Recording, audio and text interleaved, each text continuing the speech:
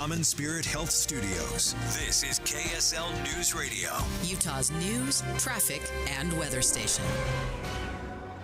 9 o'clock at KSL News Radio. I'm Amanda Dixon. KSL's top story this hour. The Salt Lake Provo-Orem area is ranked as one of the worst in the nation for the number of high ozone days per year, according to the American Lung Association. However, data shows the number of high ozone days has dropped dramatically since the early 2000s.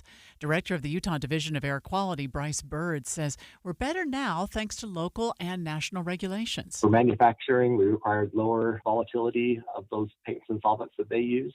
We have cleaner vehicles and cleaner gasoline as a result of Tier 3 vehicles and Tier 3 fuels in our area. We had many more high ozone days from about 1996 through 2008 than we do today. We could see some rain today. The beautiful spring weather continues, folks. I got 60s and 70s all across this 7-day forecast, but there are some rain chances to speak of. Today, I got a 40% chance.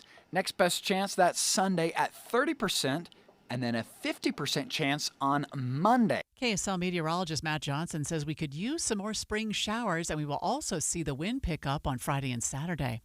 Our top national story this hour from ABC News. President Trump is criticizing Russian President Putin, urging him to stop the deadly airstrikes on Ukraine's capital. President Trump called the attacks not necessary and very bad timing. He added that he really wants to get the peace deal done between the two countries. Your money at this moment. Let's see where the markets are this morning. The Dow is up 240. We're at 39,846. Coming up, it looks like very dark clouds and some rain downtown at this hour. KSL weather is next. KSL News Time, 9:02. Mornings are for recharging. And they're for starting your day right. We volunteer to join you in the car. Get news and weather at 102.7 FM during the most important part of your day. Andy and Amanda, each morning between 5 and 9 on KSL News Radio. No doubt about it, April weather can be totally unpredictable. What is absolutely predictable during the month of April is the great meal that awaits you at Ruth's Chris Steakhouse. It's the change of the season. It's time to start anew, and making your reservation at either Hotel Park City or downtown Salt Lake City for Ruth's Chris Steakhouse will start your spring off on the perfect note. I love the fact that when your meal is served at Ruth's Chris Steakhouse, it's served sizzling on a 500-degree plate. So each and every bite throughout the meal will taste absolutely perfect. Don't forget to always save room for dessert, but those side dishes are amazing. Whether it's asparagus, whether it's au gratin potatoes, the list goes on. Ruth's Chris Steakhouse prepares and serves your meal with perfection. Make reservations now. Hotel Park City and downtown Salt Lake City. Progressive knows there are some surprisingly expensive things in life, like fences. A house with a big yard and a white picket fence was always the dream. But then you saw the price to install a fence and you're wondering if the color is driving the price up. Nobody ever dreams of a beige or a gray picket fence, right? So maybe those fences are cheaper. But no, they're not. Then you remember that switching your home and auto to Progressive could save you hundreds and make all your dreams of a fence come true. Progressive Casualty Insurance Company affiliates and other insurers. Not available in all states. Still getting around to that fix on your car? You got this. On eBay, you'll find millions of parts guaranteed to fit. Doesn't matter if it's a major engine repair or your first time swapping your windshield wipers. eBay has that part you need, ready to click perfectly into place for changes big and small. Loud or quiet, find all the parts you need at prices you'll love. Guaranteed to fit every time. But you already know that. eBay. Things, people, love. Eligible items only. Exclusions apply. Discover the timeless value at Duke's Jewelers, a local treasure since 1948. Whether you're searching for a unique engagement ring or need expert watch repair, Duke's has been serving the community for over 75 years. It's the perfect time to visit and explore the wide selection of custom designs and quality gemstones. The skilled designers at Duke's can bring your dream piece to life, while experienced jewelers handle repairs and modifications in-house. Duke's Jewelers takes pride in value pricing, ensuring you receive the best prices every day. Need an appraisal? The Duke's Jewelers AGS certified gemologist is here to help. Whether it's hand or machine engraving, or redesigning old favorites into something new, get personalized service for every occasion. Visit Duke's Jewelers and experience the difference of locally operated expertise and dedication. Duke's Jewelers in Springfield, Utah. Teens can get up to $200 with a Teen Learn and Earn account. Plus, continue earning rewards as they master the essentials of finance. More at cypresscu.com/teen. Traffic and weather together, brought to you by Mountain America's My Style checking account with built-in benefits. And here's Heather Kelly. Well, disabled semi northbound I-15 right at the point of the mountain is keeping traffic at a crawl all the way through Lehigh.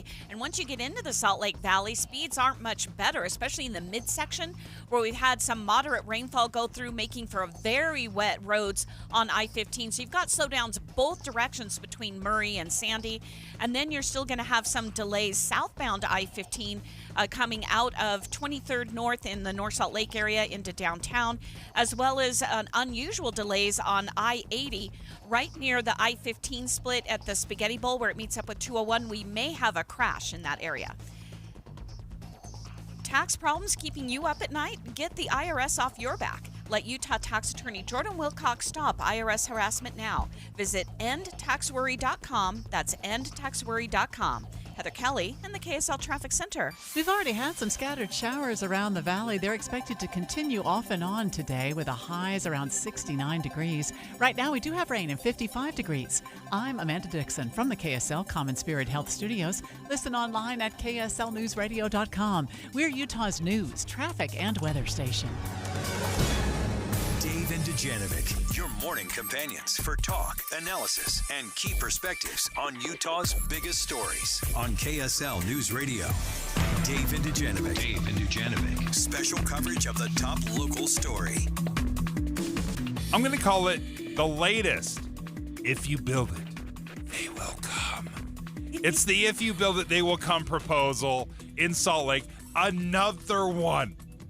And it's multiple of billions of dollars. This one plans to bury 13 blocks worth of railroads. How about that? Let that sink in for a minute.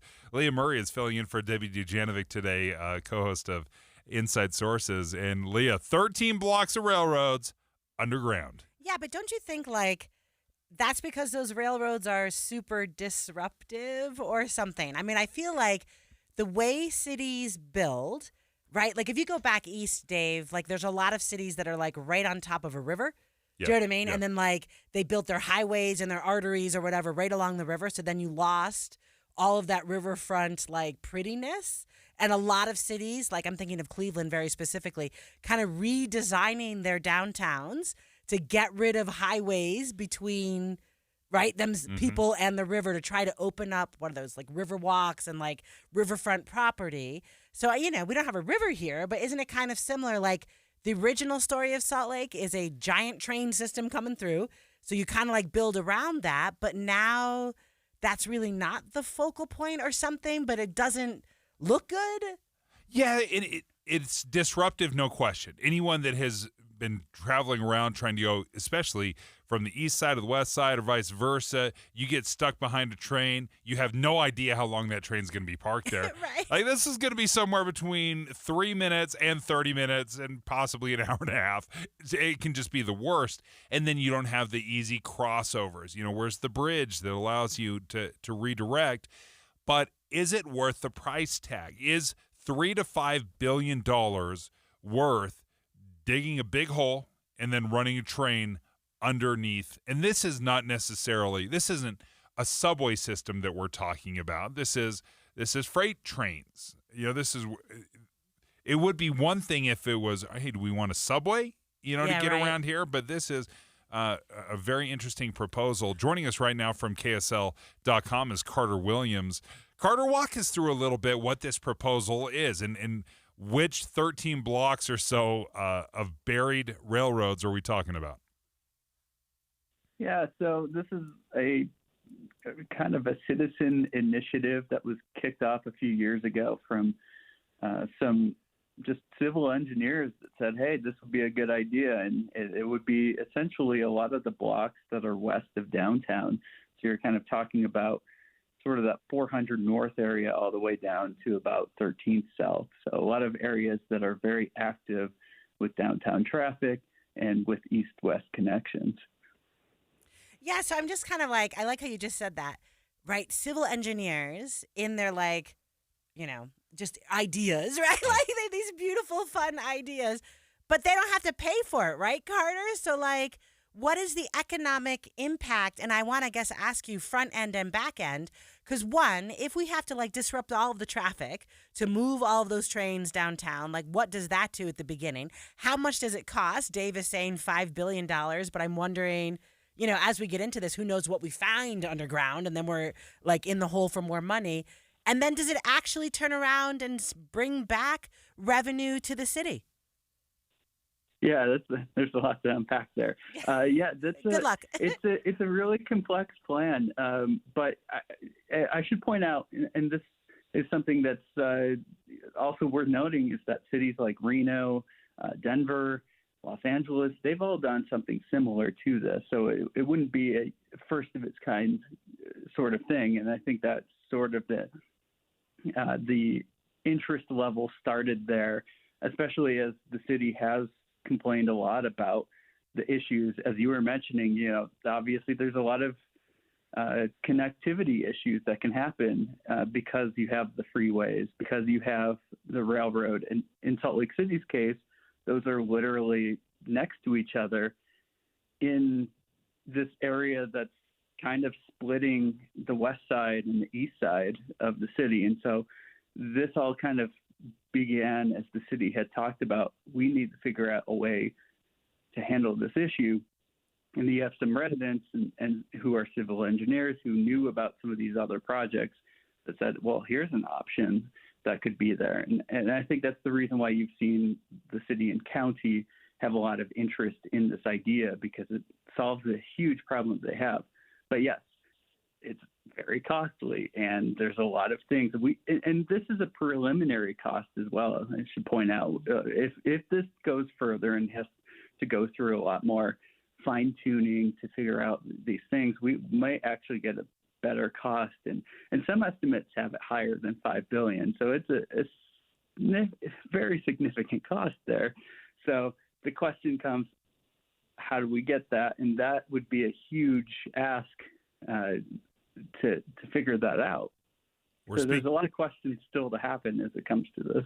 We're speaking with Carter Williams with KSL.com as the latest, what I'm calling "If You Build It, They Will Come" proposal in downtown Salt Lake that would bury somewhere between, I think it's 13, perhaps as many as 20 blocks worth of railroads. So, Carter, can you paint us a little bit of a picture of what this would look like? So they're saying basically dig down, the trains would drop below, travel underground, and then they would be able to redevelop the top part, build apartment buildings, office space, retail. Is that the idea? Yeah, so this rail corridor has been here basically since the Transcontinental Railroad. I mean, the 1870s is when this all existed. So you would essentially bury it underground. I think a lot of the proposals have having that line kind of connecting as well with the old Rio Grande Depot, and potentially having that reopened as a space for the front runner to go to, for these rails to go by. So that's essentially what you're doing. And then, and this is a question that I didn't get a chance to answer there, is the impact that could happen is, you're reopening this land that is currently dedicated to rail, and in a landlocked state, in a landlocked county, I should say, where everything is essentially built out, you're opening up about 75 acres. That's almost 7.5 blocks worth of land that is currently dedicated to rail that you could then build upon. And so there was a recent study that just came out from Utah State University that said the economic impact of that would be around $12 billion just to build all of this, and the first year of it in circulation, on top of billions that are potential from the idea that you're putting businesses and building homes on this land that otherwise you wouldn't have in the city. Carter, I'm reading your article, and you're quoting Salt Lake City Transportation Planner Joe Taylor as saying a whole heck of a lot of merit to the plan. I just love that. Sounds very formal and official. But Carter, can you tell us, like, there have to be arguments against it, right? Like, so who thinks this is a bad idea, other than maybe Dave Noriega? Well, I think it does come down to cost, and that has been the number one thing that has been mentioned as it has reached sort of a state level. I mean, that's a lot of money. I mean, you were talking about downtown, some of the plans, and you know, the Smith Entertainment Group got, you know, $900 million is about as much as they would put on stadiums and all that stuff, and a lot of those downtown plans are a little bit less money when it's all put together.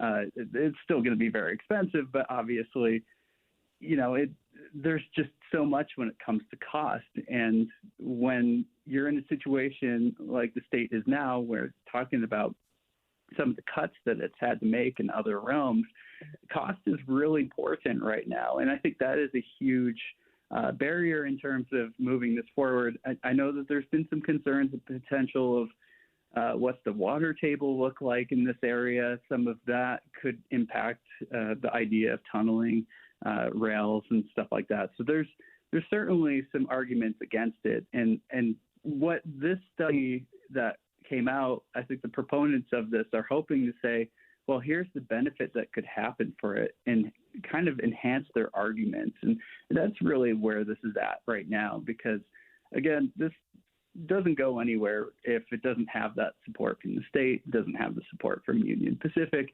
And I think the proponents of this are hoping that this changes the argument, and it certainly gives merit to that argument. Carter, thank you so much for joining us. Carter Williams from KSL.com has been following this, as there are proposals out there of a redevelopment plan, another redevelopment plan in Salt Lake City. This would bury some of these sections of railroad that goes through downtown Salt Lake. It would open up. You could redevelop these areas by sending the trains underground. Leah, your initial thoughts? Yeah, I mean, I think you said, or actually, let me say this. Carter in there said it could. Right. Right, it could. And that's the rub, right, Dave? So, like, maybe it's the coolest thing ever, and I'm looking at the list of redevelopments that have happened, right? And you and I are both sports fans, so we're like, yeah, build us a baseball stadium, please. For sure, yeah, line us up. Right. But they're not all perfect, right? So, and I'm thinking the malls, right? Like, so Gateway or City Creek might be examples of where you do a major overhaul of an area with all sorts of this could happen, and then it doesn't pan out. And that's, yeah, exactly. And that's what I think we overestimate the benefits. And sometimes these projects, they overperform, right? I think we can even look at the Eccles Theater. That was a $120 million investment back about 10 years ago or so. Eccles Theater has done very, very well, right? It kind of revitalized, and it has been a great success story, I think. But that's a $100 million investment. We're talking about billions of dollars investment, and this is both public and private money.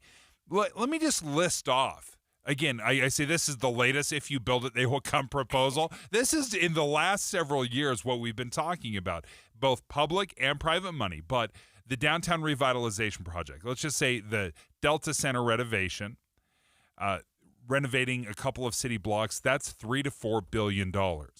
If we do end up getting a Major League Baseball stadium, another $3 to $4 billion. If we bury these 13 blocks of railroad tracks, $3 to $5 billion. And then let's just get into the hundreds of millions of dollars projects. Salt Lake City wants to do the Green Loop project for $350 million. A Main Street Promenade, $125 million. When the Bees left the ballpark area, the Millers came and said, we're going to try to raise $100 million for this area. How much money is out there, and how much economic return are we genuinely going to get? Right, and I think, like, when he said Denver, though, have you been to Denver, Colorado? Yeah. That's a really cool vibe. Does that make sense? Like, you can walk everywhere. They've got those little... It was. You don't think so? Well, It's gone. I Okay, went go. there when the mall was first built, and it was very cool. It was beautiful. I had public transportation. I Yeah. was running all over the place. I'm like, this Like is the great. baseball park is the at the baseball bottom of park's it. right Yep, there. yep. And then I went several years later. I'm like, what happened to this area? Interesting. Okay. I mean, okay. stores were closed down. There was no hub. Crime. It was unsafe. And I'm like, this happened in the matter of 5-6 years. It was completely transformed, and I was so saddened because when I went there at first, it was an incredible vibe, and then it petered out. Yeah, so that's the cautionary tale then, right? Because I was legit like, phew, if it's going to be like Denver, let's go. I love Denver. But I haven't been there recently, and what you're saying is true, and I believe you, then that's the issue that you have, right? So, I mean, I guess the other question, too, is I don't live here. So how many billions of dollars is my taxpayer money, right? Some of the parts of the article says, well, it'll be federal money, right? So if you are moving railroads and then maybe we can actually connect to Vegas, even though that project was shelved originally, those would be federal dollars, but they're still my dollars. Yeah. And I don't live here, right? So a little bit you do kind of ask, why does Salt Lake City get all the love? Right? Yes. I live in Ogden. Why don't we get like a baseball park, Yeah, what would a $3 to $5 billion investment in Ogden, how would that transform? Would it impact? Would it change anything? Because it's very easy, and you hear this argument often enough. It's our capital city. We can't let our capital city, crumble. That's why we've justified the Gateway. The Gateway, all the same promises, right? We're going to bring this incredible mall. People are going to travel from all over the world. It's going to be work, live, play, movie theaters, restaurants. And then after a few years, the Gateway starts to diminish. And then City Creek gets built with all the same promises. It's going to revitalize downtown. It's going to be amazing. And now, what are we saying? Wow, you know what? We need a shot of adrenaline to Salt Lake again. Well, if Gateway didn't do it, if City Creek didn't fix it, is it going to be the Delta Center? Is it going to be $3 to $5 billion for a few city blocks? Yeah, and let me just say to you, maybe it's the mall is the problem, Yeah, right? So yeah, maybe perhaps. like a $3 to $5 billion investment in Ogden. That's a new 1980s. Tiffany's going to come and sing their mall, or Debbie Gibson, or whatever famous person came to Ogden back in the day. You nailed two. Yeah, Tiffany. Yeah, a little retro. Depeche Mode comes. Yeah, that's right.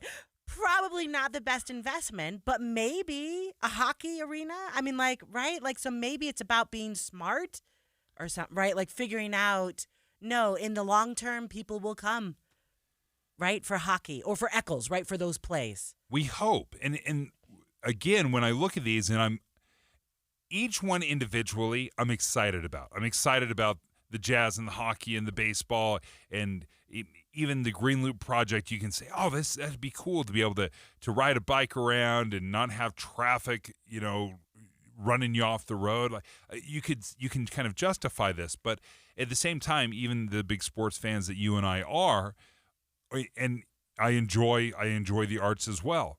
How do I spend my money? Because I've got the Jazz, I've got hockey, I've got University of Utah basketball and football, I've got the Eccles, I've got a Bravenel Hall, I've got ballet, I've got it. How far is my dollar going to stretch? Can I come to enough events to justify it? Do you think having the Olympics, does that change the conversation for you at all? It doesn't. Okay, why not? Yeah. Because it's a couple weeks. Hey, here's an amazing month 10 years down the road that's going to be unbelievable. And then what happens? Right, okay. This stuff I think needs to be funded, or it needs to be supported from the community. The community has to say, I'm going to come from Syracuse, from Ogden, downtown because I want to experience these things. And I'm going to travel, and I'm going to spend my money, and I'm going to empty my wallet into these projects. And I just wonder, how many times do we have to say, oh, but when we build this, it's going to be amazing, and it's going to bring people back downtown. Right. If you build it, they will come. If you build it, they will come. Jeff Kaplan. When I was a kid, my parents got me a subscription to Newsweek magazine. I would devour every page into the night. And to this day, I sit on my iPad looking for stories for my Minute of News, flesh out our coverage, and I get to share the news with you. Jeff Kaplan's Afternoon News, 3 to 7 on KSL News Radio. One of my favorite things about Mountain Home Services is that they have a track record. They came into my house, they installed my furnace, they would do the annual tune-up, and it's been fantastic. It hummed along. I never had a problem with my furnace. Even as it got older, they just breathed life into it, because those things can be a little pricey. You want to make sure that you get quality, that you can get every hour, every day out of it as you can. Mountain Home Services offers expertise in so many different places. Air conditioning, you need a tune-up right as it starts getting hot. You want to make sure that your air conditioning unit is ready for the summer season. Plumbing, electrical, it all comes with this upfront pricing guarantee, which means when they come out to your house and they give you a bid, they're going to honor that bid. There's not going to be any hidden fees and upcharges. Their system doesn't even allow that to happen. 100% satisfaction guarantee as well. Make sure you give them a call and ask about the special offer for KSL listeners, 801-543-2222, 801-543-2222, or mountainhomeservices.com. Oh no, stomach issues again? Stomach issues? Who are you? Your pancreas. I could be the real reason for your diarrhea, gas, bloating, stomach pain, or loose oily stools. I thought it was my stomach. People often do, but any of these symptoms could mean having a condition called exocrine pancreatic insufficiency, or EPI. With EPI, the pancreas doesn't release enough enzymes to break down food, but EPI is manageable. Use the symptom checker on identifyepi.com and speak with your doctor. That's identifyepi.com. Sponsored by AbbVie. Go from daydreamer to industry leader with Amazon Business. From office supplies to IT essentials, Amazon Business provides tools that help you save costs and make insight-based decisions. Learn how to bring your visions to life at AmazonBusiness.com. Check engine or ABS light on? Take the guesswork out of your warning lights with O'Reilly Veriscan. It's free. Ask for O'Reilly Veriscan. O'Reilly Auto Parts. Over 3/4 of Americans will experience foot pain, and most will just live with that pain every day. But Foot Solutions in Orem is here to change that. Here's Amanda from Provo. I am an active woman, ex-Division I basketball player at BYU. By trade, I'm a PE teacher. Over the last 2 years is when my feet really started hurting. And that's when Amanda's life changed with a visit to Foot Solutions in Orem. My experience at Foot Solutions was so unique to any other experience I've had. Over an hour they spent with me, really going over my specific pain points. After discovering so many solutions and custom in-house made orthotics, what does Amanda want you to know? Invest in your health. Don't be cheap to your feet. Living a pain-free, active life again has been worth every cent. Just search for Foot Solutions in Orem and find out more at footsolutions.com. I'm Amanda from Provo. I'm 47 years old, and Foot Solutions has given me back a pain-free, active lifestyle. And now, the moment we've all been waiting for. It's time to spring into summer with Soda Weight Loss, because right now you'll get our biggest discount of the year. Are you serious?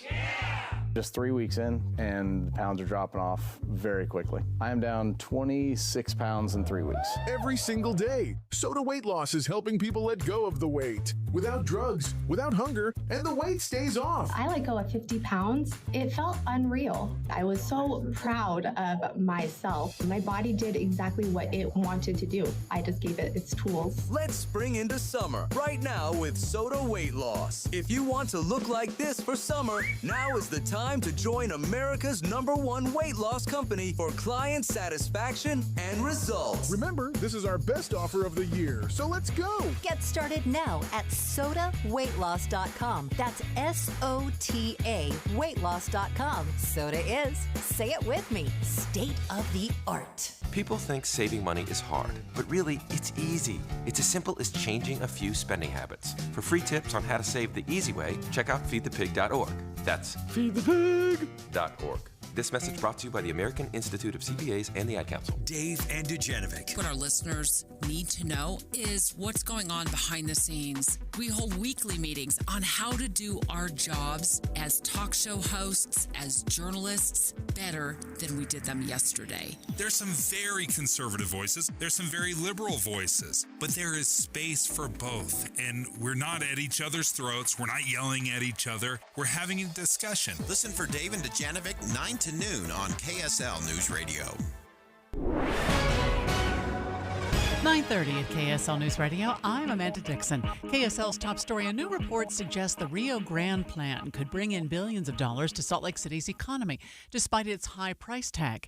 KSL News Radio's Adam Small has details. The proposals to move the railroad tracks from 400 north to 1300 south underground, opening up dozens of acres that can be turned into housing, business, and other multi-use space. A previous Rio Grande plan screening analysis found doing this could cost anywhere from $3 to $5 billion, but a new report from analysts at Utah State University suggests doing this could bring more than $12 billion back to the local economy. Advocates for the plan say doing this would also better connect the east and west sides of the city. Our top national story this hour from ABC News, more U.S. businesses are lowering their earnings forecast for the year over uncertainty about Trump tariff policies. Southwest Airlines is the latest to cut flights and withdraw this year's financial outlook, saying there are just too many questions about the tariffs and that signs are pointing to lower demand in the travel industry. PepsiCo, maker of Pepsi beverages and Frito-Lay snacks, had been hoping for single-digit percentage growth this year, but now says it expects its earnings share to be closer to last year. Again, because of less demand and also because of the 25% tariff on aluminum that's hitting the company particularly hard. Sherry Preston, ABC News. A Salt Lake-based furniture maker says President Trump's proposed tariffs on China are already having an effect on their business. Intermountain Furniture's CEO Jeff Cohen says they could probably survive the tariffs, but to remain competitive, we would have to figure out a way over the period to have the furniture manufactured or cut and sewn someplace else because the tariff is so extreme. Cohen says 90% of the world's upholstery fabric is made in China, so it would be difficult for his company to get their fabrics from anywhere else.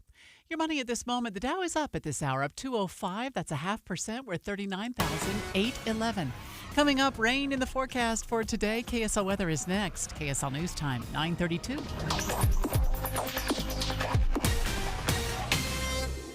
A reminder about the simplest way to get updated for your day. Hit your KSL preset when you jump in the car, and we'll take care of the rest. Hear key news updates and traffic reports. Andy and Amanda from 5 to 9 in your car. KSL News Radio at 102.7 FM. Tim Jr. here from RGS Exteriors to tell you about our 10-year everything guarantee. Most contractors spout off having great warranties that last forever. But those warranties are always, and I do mean always, riddled with loopholes, exception, fine print, and nonsense. At RGS Exteriors, we cover everything. Parts, labor, material, everything and anything for 10 full years. There's no cost to you whatsoever. No hoops to jump through, no exceptions. Yes, the products we sell, like James Hardy siding, our windows, gutter covers, come with a 25 to 50-year manufacturer's warranty, just like everybody else. But the truth is, the products almost never fail. It's always the labor and material which is never covered, so you're stuck paying for service calls.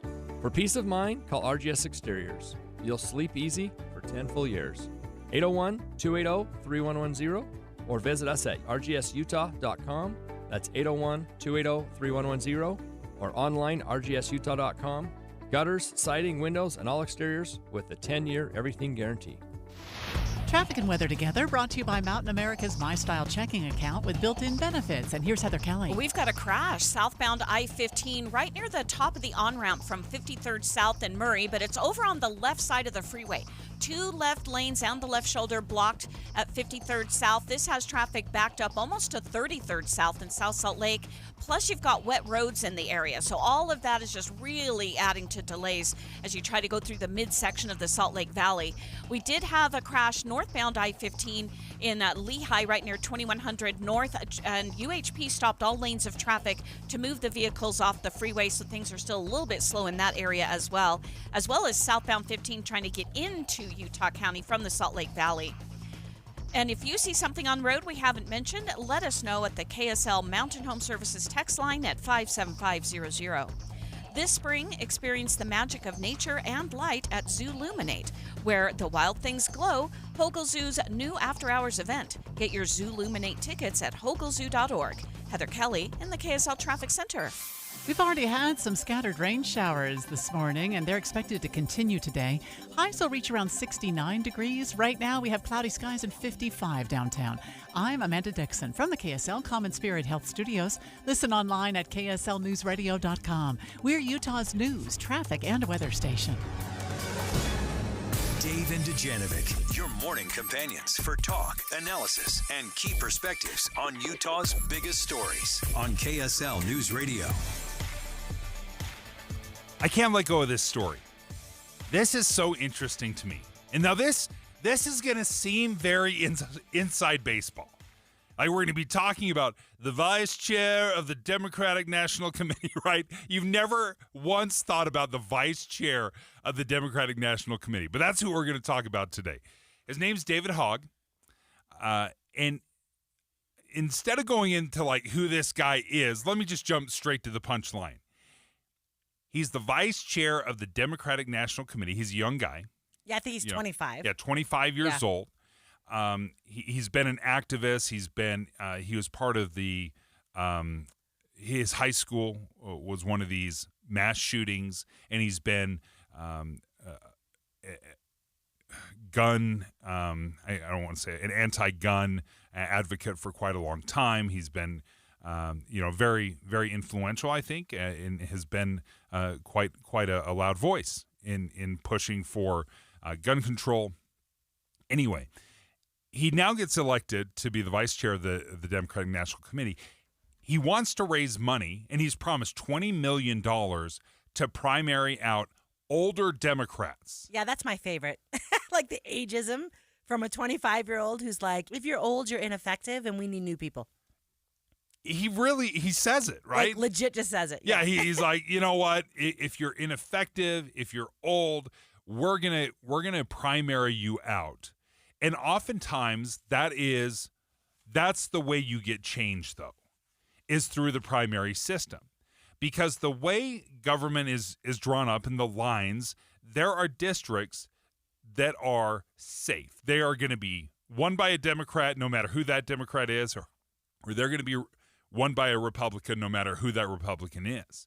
So I actually look at what he's doing, and I think, let's be honest, if you want new voices, if you want new ideas, oftentimes the primary route is the way to do it. Yeah, inside of your party, right? Like, but the issue that you have is how do I say, those intra-family fights are the nastiest fights, right? So, but let me real quick, I want to ask you before we dig down where you wanted to dig. No. Do you think, because a little bit I think Republicans have been looking for a new boogeyman.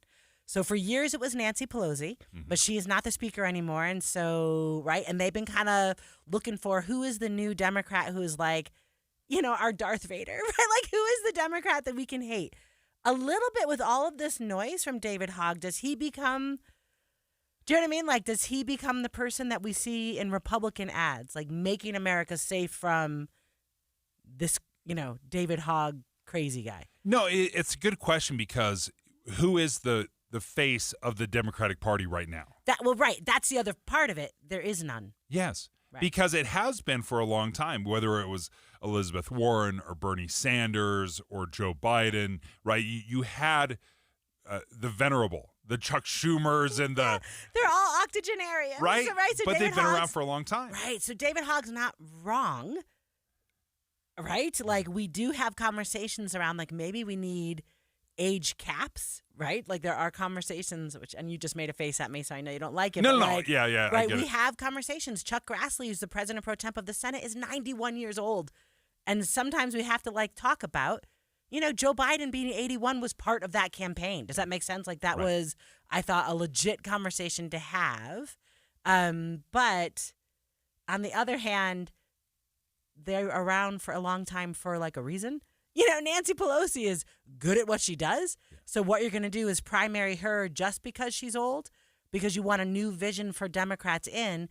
And then my question for you, Dave, is this is a very left, very young, loud vision, right, of what Democrats can be.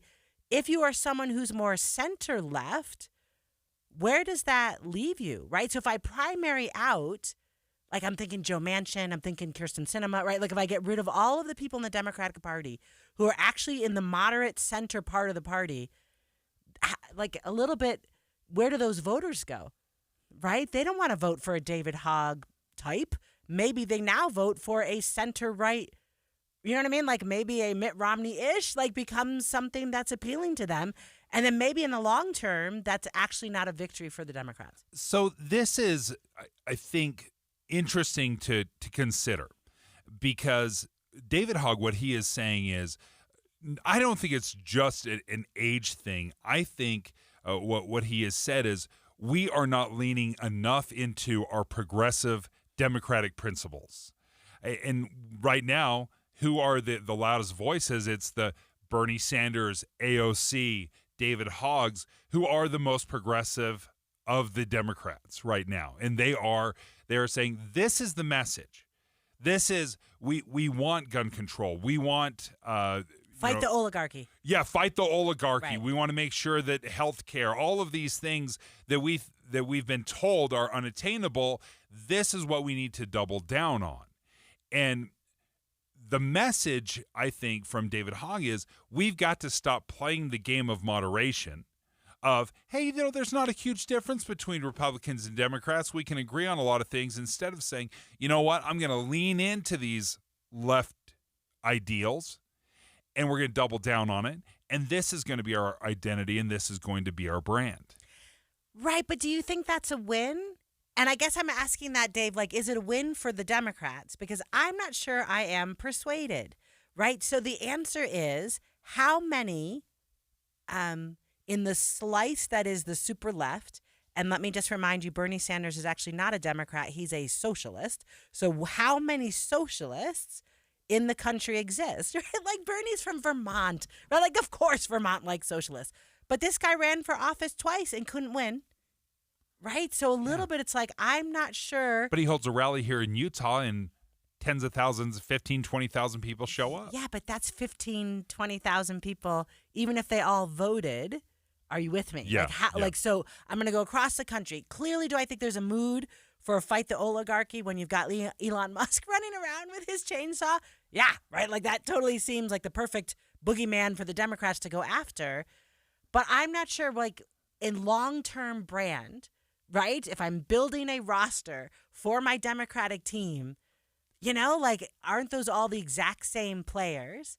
I haven't actually diversified my portfolio, and there's not enough voters, maybe, Dave, like on that very small poll. You know what I mean? Like that position in our politics. What do you make of, and maybe this is we're running out of time here. This is the next segment of the infighting. Because I think oftentimes, let me play a little bit from James Carville, Democratic strategist.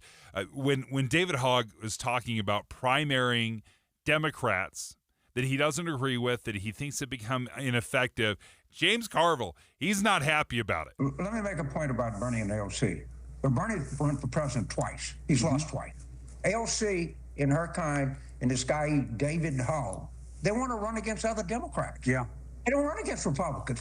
When you beat a Republican, come back and see me, and I will be impressed. Carville not happy. First of all, I love James Carville. He's like one of my favorites. It's all better with the accent, right? Yeah, and like he's Louisiana. Just such a curmudgeon. And I love it. But yeah, he's not wrong. Actually beat a Republican and then come back to the team and talk about this is the right brand for our team. Is there an argument to be made about turning on your party or changing because it does feel a lot of times that in politics it's go along to get along, don't upset the apple cart, don't make too many waves, don't make any changes. And that's a little bit what I think we were hearing when Mitt Romney lost to Barack Obama. It was, Romney was just way too far right. He needs to become more moderate. Now we look at it and we're like, Mitt Romney needed to become more moderate? How could that possibly And then what happened was this trampoline effect where we went from Mitt Romney to Donald Trump, who I don't think anyone would call a moderate now, right? I mean, it was far, far more different. And that was who rallied support. That's how they animated the Republican Party, was not through becoming more moderate, but I think would become more extreme. Right, and or maybe even more clear in their messaging. Right, except that there are a lot of Republicans we both know who are not super comfortable with that messaging, right? So a little bit at what cost? So the win of the presidency at what cost to the party long term? Let's continue this conversation and maybe figure out this. Figure out if it's go along to get along. Everything is just, this is the status quo, this is the way things move, or do we need the disruptor? Do we need the David Hoggs in the world to come in, shake up the party, maybe even galvanize in certain ways? Up next. Paris RV is your toy hauler headquarters. We've loaded up the inventory and have over 300 new and used toy haulers in stock, and we've priced them at the lowest prices of the year. Not sure what you're looking for? No problem. Paris RV has 20 toy hauler brands to choose from, including bumper pull, fifth wheel, and travel trailers. We'll help you find exactly what you're looking for. Come in and take advantage of these amazing toy hauler deals. Stop by any of our 4 locations or shop online at parisrv.com. It's Toy Hauler Month at Paris RV. Paris RV is your locally owned, family-run RV dealership. We strive hard to find the very best RVs for the price. With 4 locations, over 1,000 RVs in stock, 42 service bays, and 4 super parts stores. We're sure to help take your family on the best RV vacation. Check out our perfect family bunkhouse trailer, the 26BH, that sleeps 9 for $19,995 or $227 a month. Zero down. Life is short. Enjoy it. North Murray, South Murray, Payson, and Pocatello. ParisRV.com. Hey, Green Gobbler here. So you've got a clogged drain in your bathroom. Water in the sink's overstaying its welcome. You're spitting today's toothpaste on top of yesterday's toothpaste. You hope that it go away. Yeah, clogs don't just go away. I make them go away. I'm Green Gobbler, the only clog dissolver you need. I'm bleach-free, safe for your pipes, and I work. Guaranteed or your money back. Because I never met a clog that was gonna unclog itself. Green Gobbler. Let the gobbler get it. You ever try fixing your car and realize you're missing that one part? Yeah, been there. That's why eBay's my go-to. They've got millions of parts, guaranteed to fit. I'm talking brake pads for when yours have seen one too many miles of stop and go. Oil filters, because you don't mess around with your engine care. Even got this cold air intake on my watch list. I might just go for it. To keep the ride cool and your DIY streak hot. Find all the parts you need at prices you'll love. Guaranteed to fit every time. eBay. Things. People. Love. Eligible items only. Exclusions apply. Right now, water heaters are on sale at Any Hour Services. Schedule a free estimate today to see how much you'll save. Google Any Hour Services or schedule online at anyhourservices.com. Dave and Dujanovic. You may not know this guy, David Hogg. Who's ready to take the fight to the Republicans and win this thing? Are you guys ready to fight? It's been a long day, but guess what? We have a long road ahead. Let's go win our young people back, and let's stop sending just our thoughts and prayers to address gun violence and do something. Are you ready to do that? David Hogg is now the vice chair of the Democratic National Committee. He's 25 years old. He was elected. He's fiery. He's animated. He's very much into getting the young left base out to vote, get him, involved. And he is very interesting. When you hear him right off the top, he's like, we're going to go beat Republicans. Who's ready to take the fight to the Republicans and win this thing? He wants to take the fight against Republicans, but his first step is to say, I'm going to raise $20 million to primary older Democrats incumbents. Right, to take the fight to the Democrats. Now I'm going to take it to the Democrats. And now the Democratic National Committee is like, we're not doing that. In fact, now they're discussing putting in rules in place that wouldn't allow you to raise money to challenge incumbents, right? But David Hogg's like, you guys have been ineffective. Your message is old. Not just your age is old. I think what he's saying is your message is old. You're playing nice with the other team is old. What we need to do is double down, lean into some of our more progressive ideas. And if you don't fall in that category, then you're going to get primaried out. We're going to spend money to get you primaried out. Right. No, it's interesting. Actually, Democratic National Committee chair, so David Hogg is the vice chair. Yeah. The national chair is saying it is not, so let me just quote it exactly. No DNC officer should ever attempt to influence the outcome of a primary election. Right? So now I've got the chair saying one thing, the vice chair saying something else. And you just tell me, like, how, as James Carville said in our last segment, how do you beat Republicans, right? If your two people who are at the top of the Democratic Party apparatus aren't agreeing, right? The fact that Martin has to say, we do not go after our own. Now I'm having a squabble, not just like primarying the people, but now I'm fighting over how we manage things, what you just said earlier, what rules are actually in play, how do we abide? Like, none of that helps winning an election in 2026. In 2012, Mitt Romney loses to Barack Obama. And we were even watching some old news clips and the analysis of why did Romney lose? And he was overly confident looking at the wrong polls. But I also heard that he was just too extreme. I remember this clear as I'm like, Mitt Romney is too extreme, right? I mean, he's too conservative. That was the argument, that he needed to come left and he needed to bring over more minorities and reach out.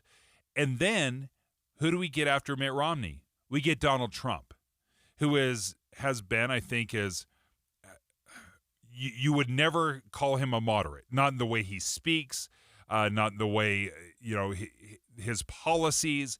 They have been very clear and far more conservative, I think, or at least more aggressive than Mitt Romney was. And that galvanized the Republican Party. My question is, could the same thing be true for Democrats? That maybe they don't need to become more center, that they need to lean into these more progressive policies and just double down on them. Yeah, I mean, I think, I just have James Carville in my head. Win once and tell me. So if it is the case that a socialist can win anywhere in this country outside of Vermont, then let's have a conversation about whether those socialist messages are the right ones. If it is so the answer is, you tell me, Kamala Harris, I don't know that she was super moderate, right? Like some of the cases that she was making, I feel like the Democrats leaned into a very kind of left-leaning message around gender politics in this last election, and they lost. Like, dude, it was a sweep, right? Every swing state where, you could have maybe have won, they lost. So, but I don't think it's like Trump being more more conservative, I would argue maybe even more populist, made it better answer. It's just kind of like maybe going to the left in a place like Arizona is not actually the right answer, right? I don't know, Dave. And I just think, so let me ask you back a question. So maybe Trump wins the election. Maybe David Hogg's favorite AOC wins in 2028. But then it's like, at what cost? Most Americans are moderate. Most Americans are in the middle of a political bell curve. Most of us just kind of want to be able to have a conversation with our neighbor and not have it destroyed by politics. Most of us are tired and have fatigue around not being able to go to dinners with people because you never know what they're going to say about politics. Like, it has become too much. So my worry is not so much like what is good for the Democratic Party, what is good for the Republican Party.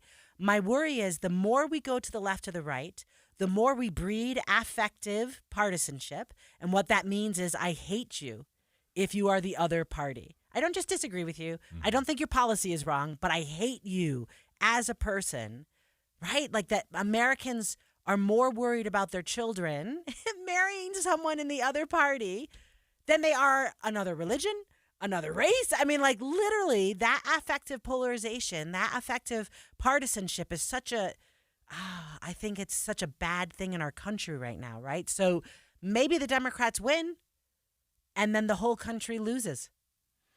It's I think, so frustrating as we watch these things play out, because I think what we're begging for is leadership. We want leadership. And obviously right now, the Republican Party has Donald Trump.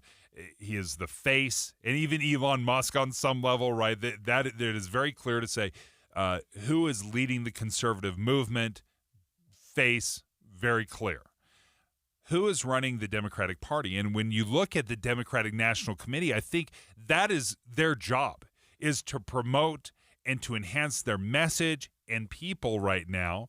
And I don't know who's leading that party, because Gavin Newsom right now is doing everything he can to become more moderate, more moderate, when he has governed in a very progressive way. But you can see him taking a sharp right turn to try to say, oh, yeah, I see your point. I'm listening to conservatives. I'm talking to conservatives. I'm going to have more appeal. And this is from one of your more progressive leaders. Right, because he's running for president. Yes. Right, so he's got to. But right there, right, in America, we are looking for leadership, and most of us are in the middle. So a good leader somehow is going to persuade, right? So if it's from the left, they've got to be able to persuade people on the right to vote for them. Don't you think? Well, it's fascinating. You know what's a ton of fun, and I'm sure this is like what your Saturday night actually looks like. I'm not joking, but you go back and you listen to Bill Clinton. Back in the 90s, you start listening to his talking points and his pitches for what America looks like. I'll tell you, it is a stark contrast. You'd think, was this guy a Republican or was he a Democrat? It wasn't as clearly defined. You wouldn't listen to a lot of the things Bill Clinton said and say, oh, that's very progressive. Right. No, and that's like we call those blue dog Democrats, right? These center-left Democrats. You brought up Newsom. Can I just bring up quickly the governor from Illinois, J.B. Pritzker? Yes. Right, as another possible leader, right, or type of Democrat who's coming. All right, up next, Elon Musk said he's scaling back from Doge. For what reason? Well, maybe because Tesla has tanked, electrically speaking. They don't have tanks, do they? They don't have no gas tanks. Lee and I are going to share our thoughts on the cuts made from Doge up to this point. Next. KSL offers the best daily newsletter in the state. It's the 3 things you need to know. Every weekday, we deliver quality and relevant content to your inbox. No ads, no spam, just the 3 things you need to know to be informed about the world around you. Subscribe today. Visit KSLNewsRadio.com or text the word inbox to 57500. That's inbox to 57500. Hello, Utah. I'm Josh with IWC Roofing. For over 25 years, my family has been safeguarding your homes with the finest roofing solutions. We value your time, and we're committed to replacing most roofs in just 1 day with a peace of mind 50-year shingle warranty.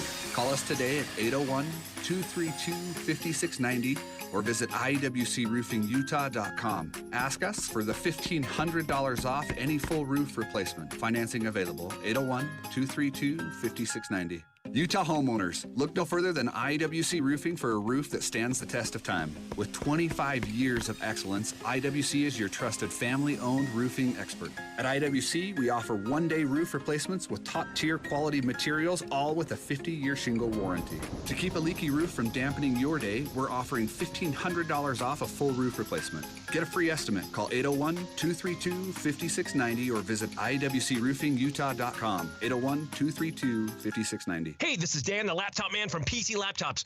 Imagine struggling with a slow, outdated computer that takes forever to load anything, that randomly freezes up and is filled with viruses and malware.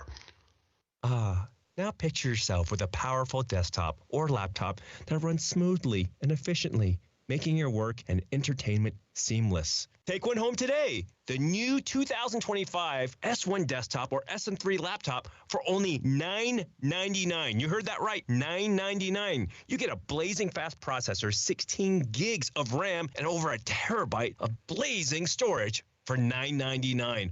What else do you get? Lifetime service warranty, and we have 12 months special financing on approved credit. Hurry in right now because supplies are limited, because at PC Laptops, we love you. Just check us out at PCLaptops.com. $999, PCLaptops.com. Hi, this is Derek Overstreet, president of the New Millennium Group and co-host of Stop Working, Start Living with KSL News Radio. Can you imagine what your life would be like if you could retire 3 to 5 years earlier than you thought possible? The things you could do, the loved ones you could spend time with, the memories that you could create. That's what our team at the New Millennium Group does. We'll walk you through the entire process every step of the way. If you'd like to get a copy of the 5-step proprietary plan that will help you retire 3 to 5 years sooner than you thought possible, give us a shout right now. 888-999-6370. That's 888-999-6370 or utahsfinancialplanner.com. Listen, most of our listeners right now have a tax problem, not a money problem. There's not enough money in Social Security, Medicare as it is. Let us show you how you can significantly reduce your taxes. That's 888-999-6370.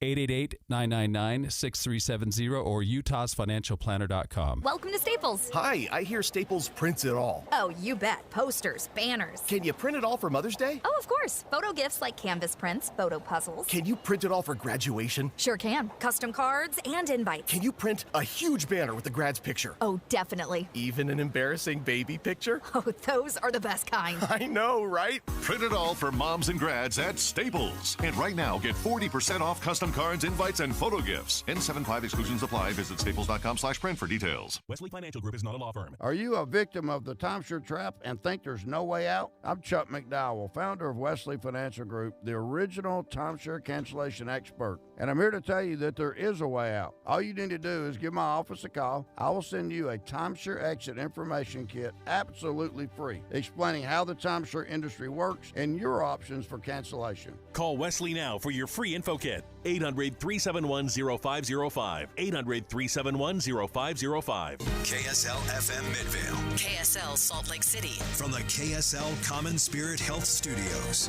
this is KSL News Radio. Utah's news, traffic, and weather station.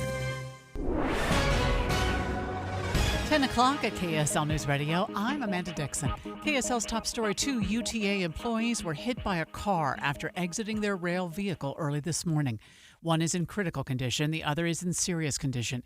UTA says it is being investigated as a possible hit and run. 3 people have been arrested after police say they interfered with a weekend shooting investigation in South Salt Lake. Police say the investigation started as an altercation between gangs at a house party on Saturday, where one person died. 18-year-old Emilio Nicolas Cabrera, a documented gang member, was there and reportedly changed his story multiple times and lied about any involvement in the shooting.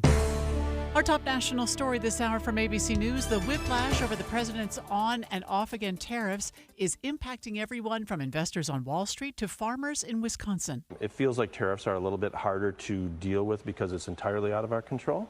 So that's probably the most difficult part of dealing with this, and nobody knows where it's going to end. Farmer Kevin Malsheen says a large part of his soybean crop is usually sold to China, but he's not sure what's going to happen this year. Utah County is working with the Utah Lake Authority to bring more people to Utah Lake. The duo released a promotional campaign to change perceptions that the lake is dirty and dangerous. The campaign features 2 actors playing German tourists who discover what the lake has to offer. So stop being such a hater and come visit the beautiful Utah Lake. Or at the very least, stop spreading falsehoods about the lake. That is called the propaganda, and it makes me frowny faced, yeah? Tell everyone. Turn the frown upside down. Utah County Commissioner Skylar Beltran says the lake is a major asset to the community and needs to be celebrated. Your money at this moment, the Dow is up 227 right now. We're at 39,833. We've got more scattered showers in the forecast. KSL weather is next. KSL News Time, 10:02.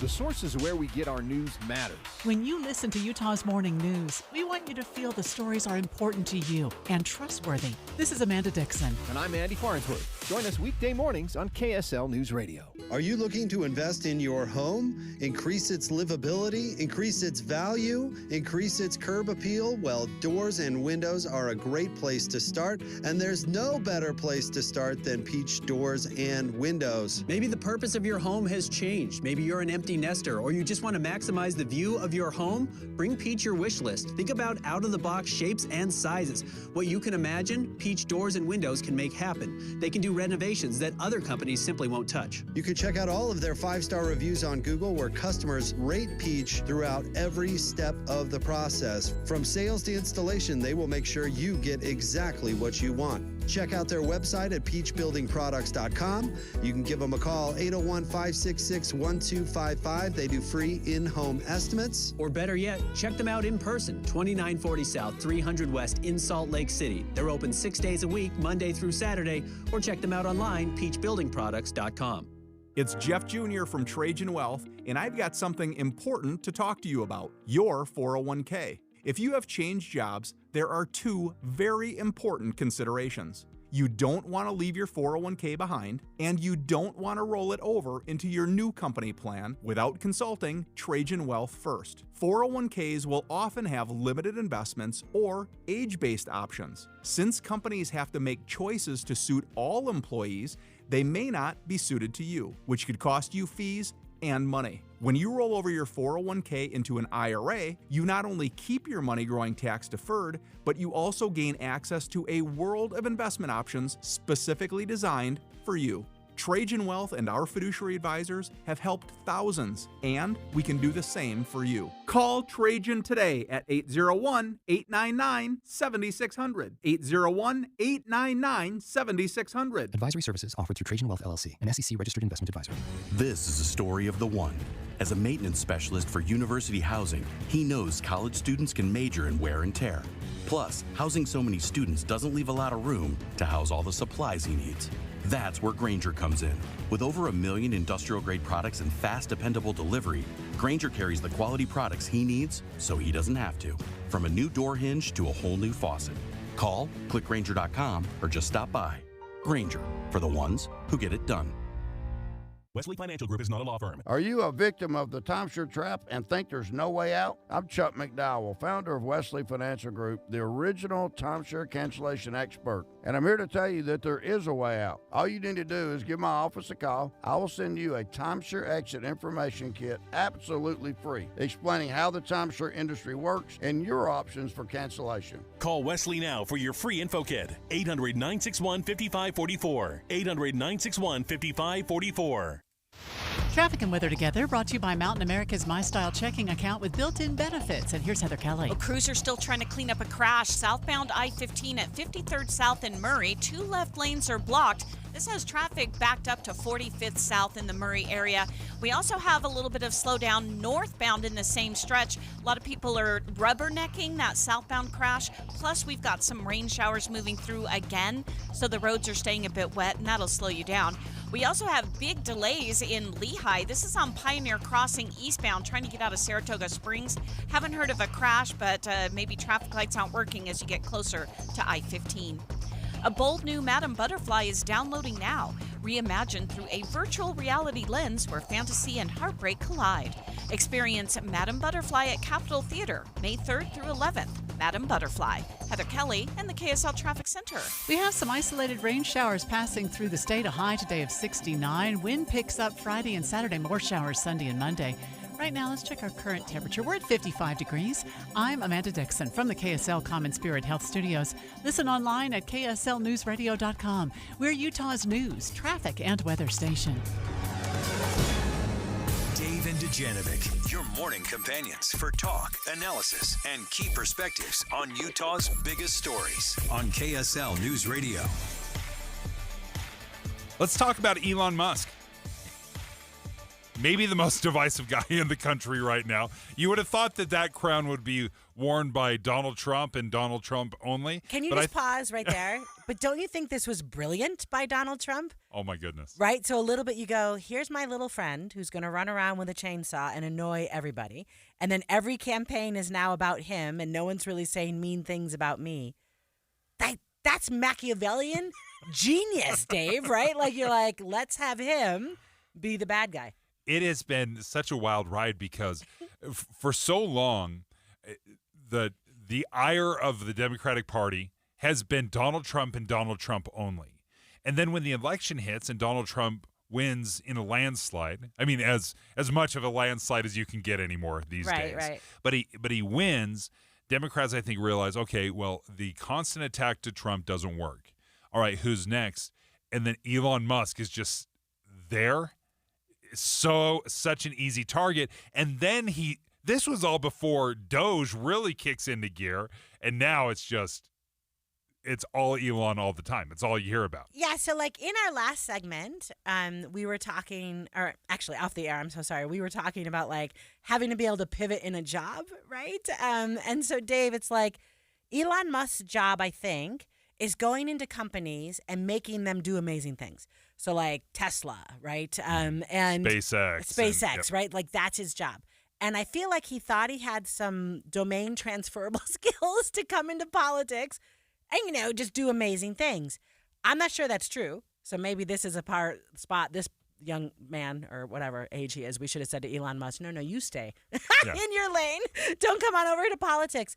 But like, dude, Tesla lost 71% in a quarter. Their profits fell 71%.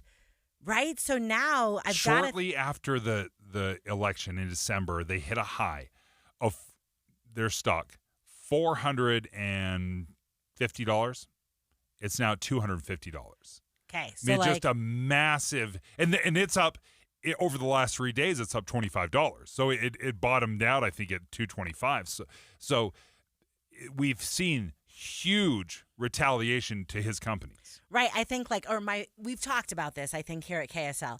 People kind of keen Teslas, right? Protests. A couple weeks ago, I drove by a Tesla dealership and there were like 5 people out there with signs protesting Tesla. Like all of that. So now Mr. Musk is saying, wait a minute, pause, right? He's telling his shareholders, telling his, the people who are responsible for Tesla, I will no longer be in politics, or I'm going to dial that back, or it's going to be more part-time. 1 or 2 days a week is what he's saying. And what happens? Tesla stock jumps up $25. Right? I mean, in just 3 days, the rumors start coming out that he's going to take a step back from Doge. But I want to talk about Doge because this is so fascinating to me, because he has become the boogeyman. Right? And by the way, if you're going to do affective partisanship, you need someone who's evil, right? Does that make sense? You need someone who you are going to attack all the time. And I always said this, like Nancy Pelosi was the boogeyman for Republicans forever. And when she stepped down from speaker, I was like, I don't know what they're going to do. Are they going to find? Maybe it's Bernie. I feel like it's California a little bit, Gavin Newsom. But like, he's become that boogeyman on the other side. One thing that I don't understand is why Doge is not popular.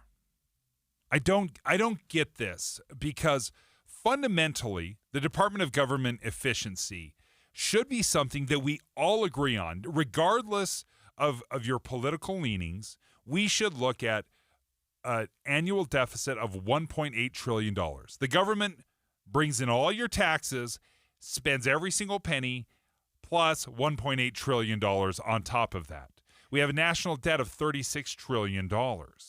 Like, why in the world would we look at this through partisan lenses and not agree, oh, yeah, there's something broken here? Right, but a little bit. Okay, so I love that question. Then let's kind of dive into it, right? But a little bit, there's a way of doing it well or something. So what you have is this gleeful character that is Elon Musk at CPAC with his chainsaw. He's in every picture with like a child, right? So he's got one of his kids with him. He's wearing T-shirts in the Oval Office. This is a political cartoon. Yeah. A little bit, I might even agree with being efficient, right? You talked about Bill Clinton, right? Like Bill Clinton actually did privatization back in 1993, and he was center-right, and we talked about him being like center-left, excuse me. They balanced the budget back then? Right, balanced the budget. He was a blue dog Democrat. And he did efficiency. They called it privatization, but it wasn't like gleeful. I don't know. And like people were told, you have a year. Like your job is being phased out, so find something else to do. It was a much like more respectful. So I don't know if I agree with you that we don't agree about efficiency. I think it's possible quite a number of us are turned off by the way it's done. Yeah, the ickiness in the way it's being done. Well, and I'm sympathetic to that as well, right? Because this is not a surprise. This is what Trump ran on. Doge is not a surprise. He said, we're going to have Doge. Elon Musk is going to head it up. It was going to be with Vivek Ramaswamy as well. This was the plan. What happened to him? Yeah, he stepped down as well. Let's see what happens with Vivek. He read the tea leaves really He's like, quickly. oh, this is going to be unpopular. Yeah. But there was a couple of things that stood out to me. Now, as Ezra Klein from the New York Times wrote a book. It's called Abundance, and he's on a book tour. He's making all the stops, and there were a couple things that he brought up that stood out to me. He was speaking with Jon Stewart of The Daily Show on his podcast, and he was asking the question that I'm asking right now. Why are we not on board with Doge?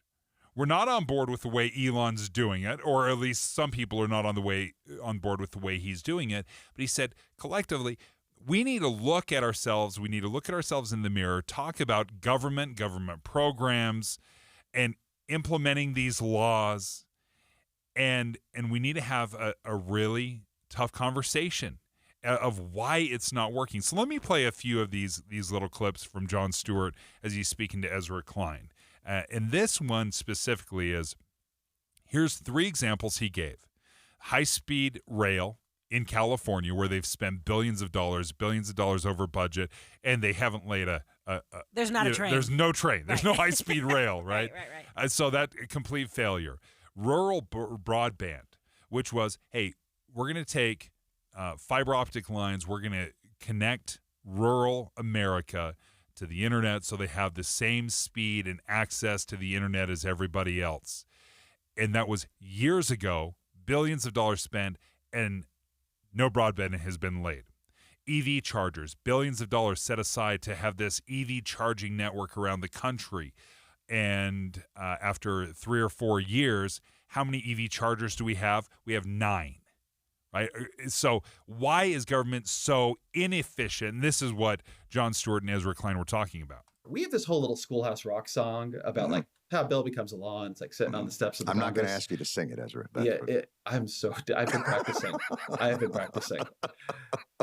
We don't have the song about how the law becomes reality, how the law becomes a series of implementation rules, then a notice of funding opportunity, then there's a comment period, then there's a challenge period for the comments, then there's a series of court cases. Right. And so for rural broadband, for instance, what you end up having is a 14-stage process. Like there's a period where the Commerce Department needs to draw up a map of which parts of the country don't have the right amount of broadband. And then there's a challenge period on the map, and da-da-da-da, and da-da-da-da. And 56 states and jurisdictions try to apply for this money. And again, this passes at the end of 2021. They have time. By the end of 2024, 3 have gotten to the end of the process. They were trying. Three of these 56. Yes. End of the process, meaning they've actioned it, they've built it, or they've gotten No, of course not. I didn't mean they built it, John. Sorry, I confused you. Oh, dear They just God. got to the point where, in theory, they could get the money to build it. They had been approved for the money. 56 states, they wanted this. 3 years later, only 3 had gone through all the steps to just be approved for the money to lay some rural broadband, and nothing's done, right? And then we're talking billions of dollars. And what Ezra Klein was saying is we can't make it so impossible to do the job that the job never gets done. We can't make it so impossible to solve the problem that the problem persists. Yes. Right, Dave? Because what I always tell my students is government is trying to solve problems. Like, they're not usually out there just doing stuff on a whim. Do you know what I mean? Like, the reason it's altruistic. Right. Sure. Like, basically it is 9/11 happens, and so now we all have to go through a body scanner. It's super annoying. We all hate it. But we didn't have to do that before 2001, right? So this was a problem. We're going to solve it. The way that we solve it is with these body scanners. A very specific example. But, like, government's trying to solve problems. What I hear Ezra Klein saying is these are even problems we agree. Maybe we need a train in California. Maybe rural areas should have broadband. Maybe everyone who wants to drive Elon Musk Teslas all around the planet should be able to plug them in when they go places, and they can't. So we cannot solve problems that have been identified in communities, right? Because the government's just made so many obstacles to it. And this was the aha moment for me. And when he was describing, when Ezra Klein was describing this to Jon Stewart in questioning, saying the GOP it's been for smaller government, get out of my lives, don't do anything for me that I can do for myself or that a private business can take care of. That has been the GOP standard. So he's saying what's a little weird is that it's the GOP that is talking about government efficiency. This is actually something, he says, that Democrats should be on board with, because Democrats say, hey, government has the solutions. They have the resources. They have the will. They're not looking to turn a profit. They just are looking to do the best thing possible. So why aren't Democrats the ones that are heading up DOGE? Democrats have to be the party that owns government reform. Right. One thing is, if they don't, then what you're going to get is something like DOGE, which is the destruction of the government under the guise of reform. The measure of government is the people it helps, not the processes it follows. Boom. That's it. Bars. Ezra Klein. And Elon Musk is saying this right now. Right. He keeps saying this. He says at a certain point, waste is indistinguishable from fraud and competence is indistinguishable from fraud. It's a line he keeps using on the right. And I don't like it because I think it totally misunderstands the problem and his solution is terrible. But his point on a certain level, that the way we are running the government has made the government incredibly wasteful. So the question I have for you, Liam, is Ezra right? Should Democrats be the ones that are carrying this flag versus Elon Musk? Well, yeah, because Democrats are actually elected officials. I'm sorry. I have a little bit of a bugaboo about Elon Musk being in charge of anything. I think the problem for Democrats has been they are reflexively anti-Republican.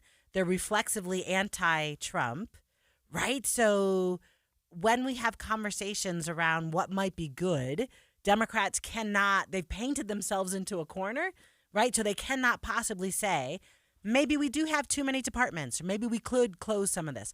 I absolutely agree with Ezra Klein that the party that supposedly thinks that the government's job is to solve people's problems should be in the business of making the government solve people's problems, right? So Democrats should have looked at rural broadband and been like, this is not working.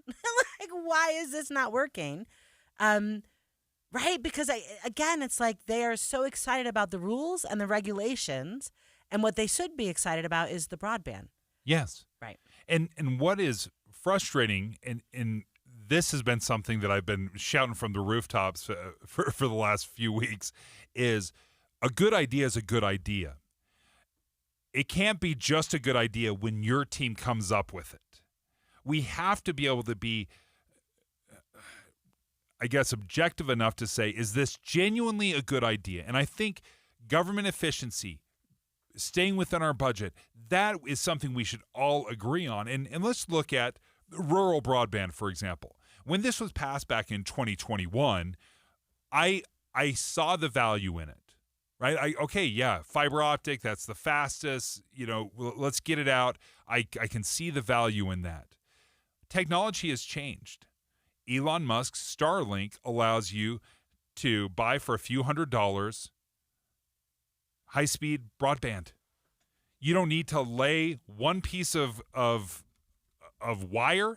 You don't need to dig up anything. You set it up in your yard. It shoots up into the sky. It hits these Starlink satellites, and you have instant high-speed internet access for hundreds of dollars, not billions of dollars of wire being strewn clear across the country.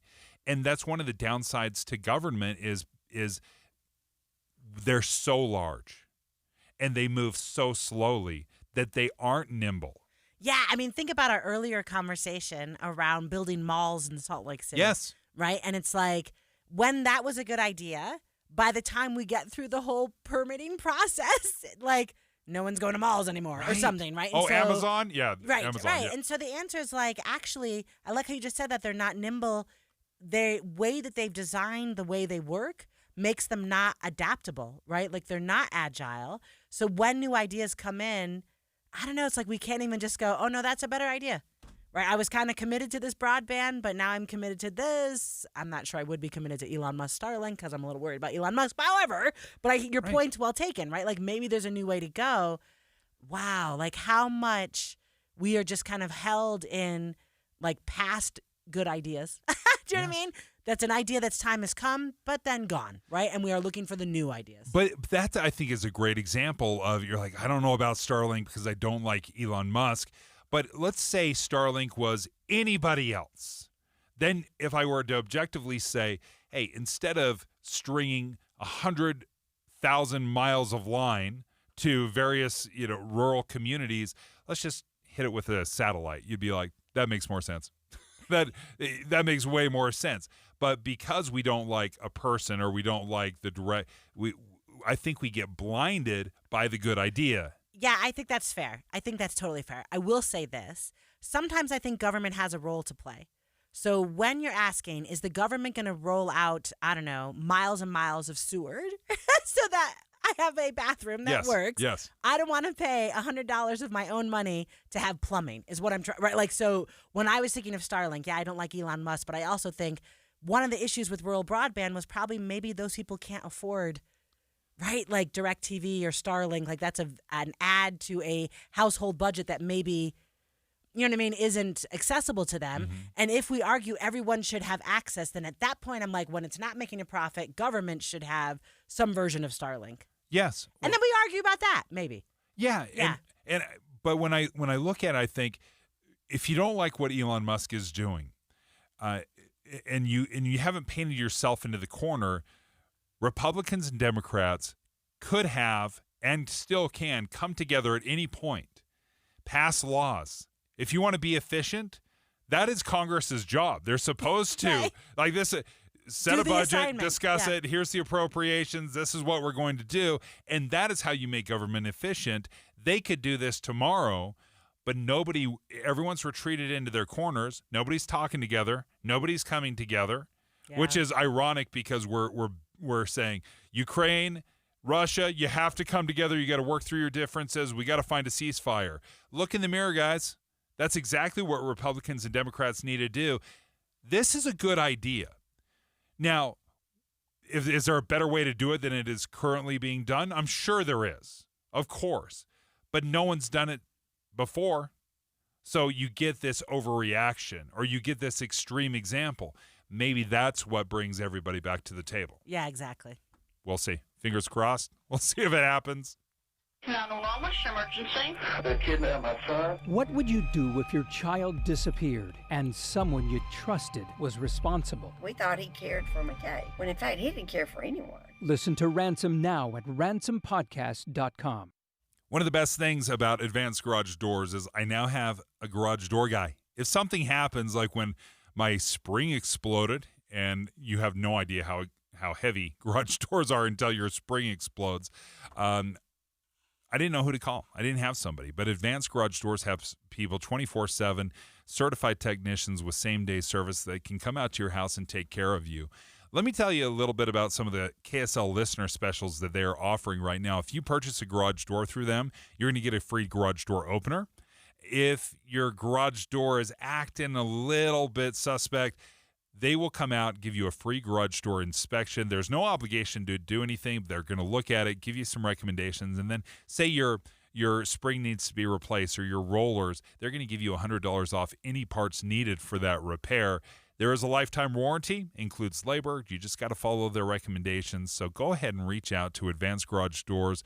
Their website is advanced-door.com. That's advanced-door.com. Or 801-989-3667 is the number. 801-989-DOOR. When should you file for Social Security to get the most out of your benefits? Get the answer in a free report, your guide to filing for Social Security in 2025 and beyond. It's from Boss Retirement Solutions. If you've saved more than $200,000 and have not filed for Social Security, get your free report now by calling 801-251-1046. 801-251-1046. 1046. There's more to maximizing Social Security than filing for your benefits early or late. This free report details all of the different things you must consider that could help you get the most net income from Social Security. Wring every nickel out of your benefits that are rightfully yours. Get your free report now by calling 801-251-1046. That's 801-251-1046. Boss Retirement Solutions is not affiliated with the Social Security Administration. Patrick was way behind on his IRS taxes. I was in way over my head. The total amount ended up being somewhere just over $30,000. $30,000.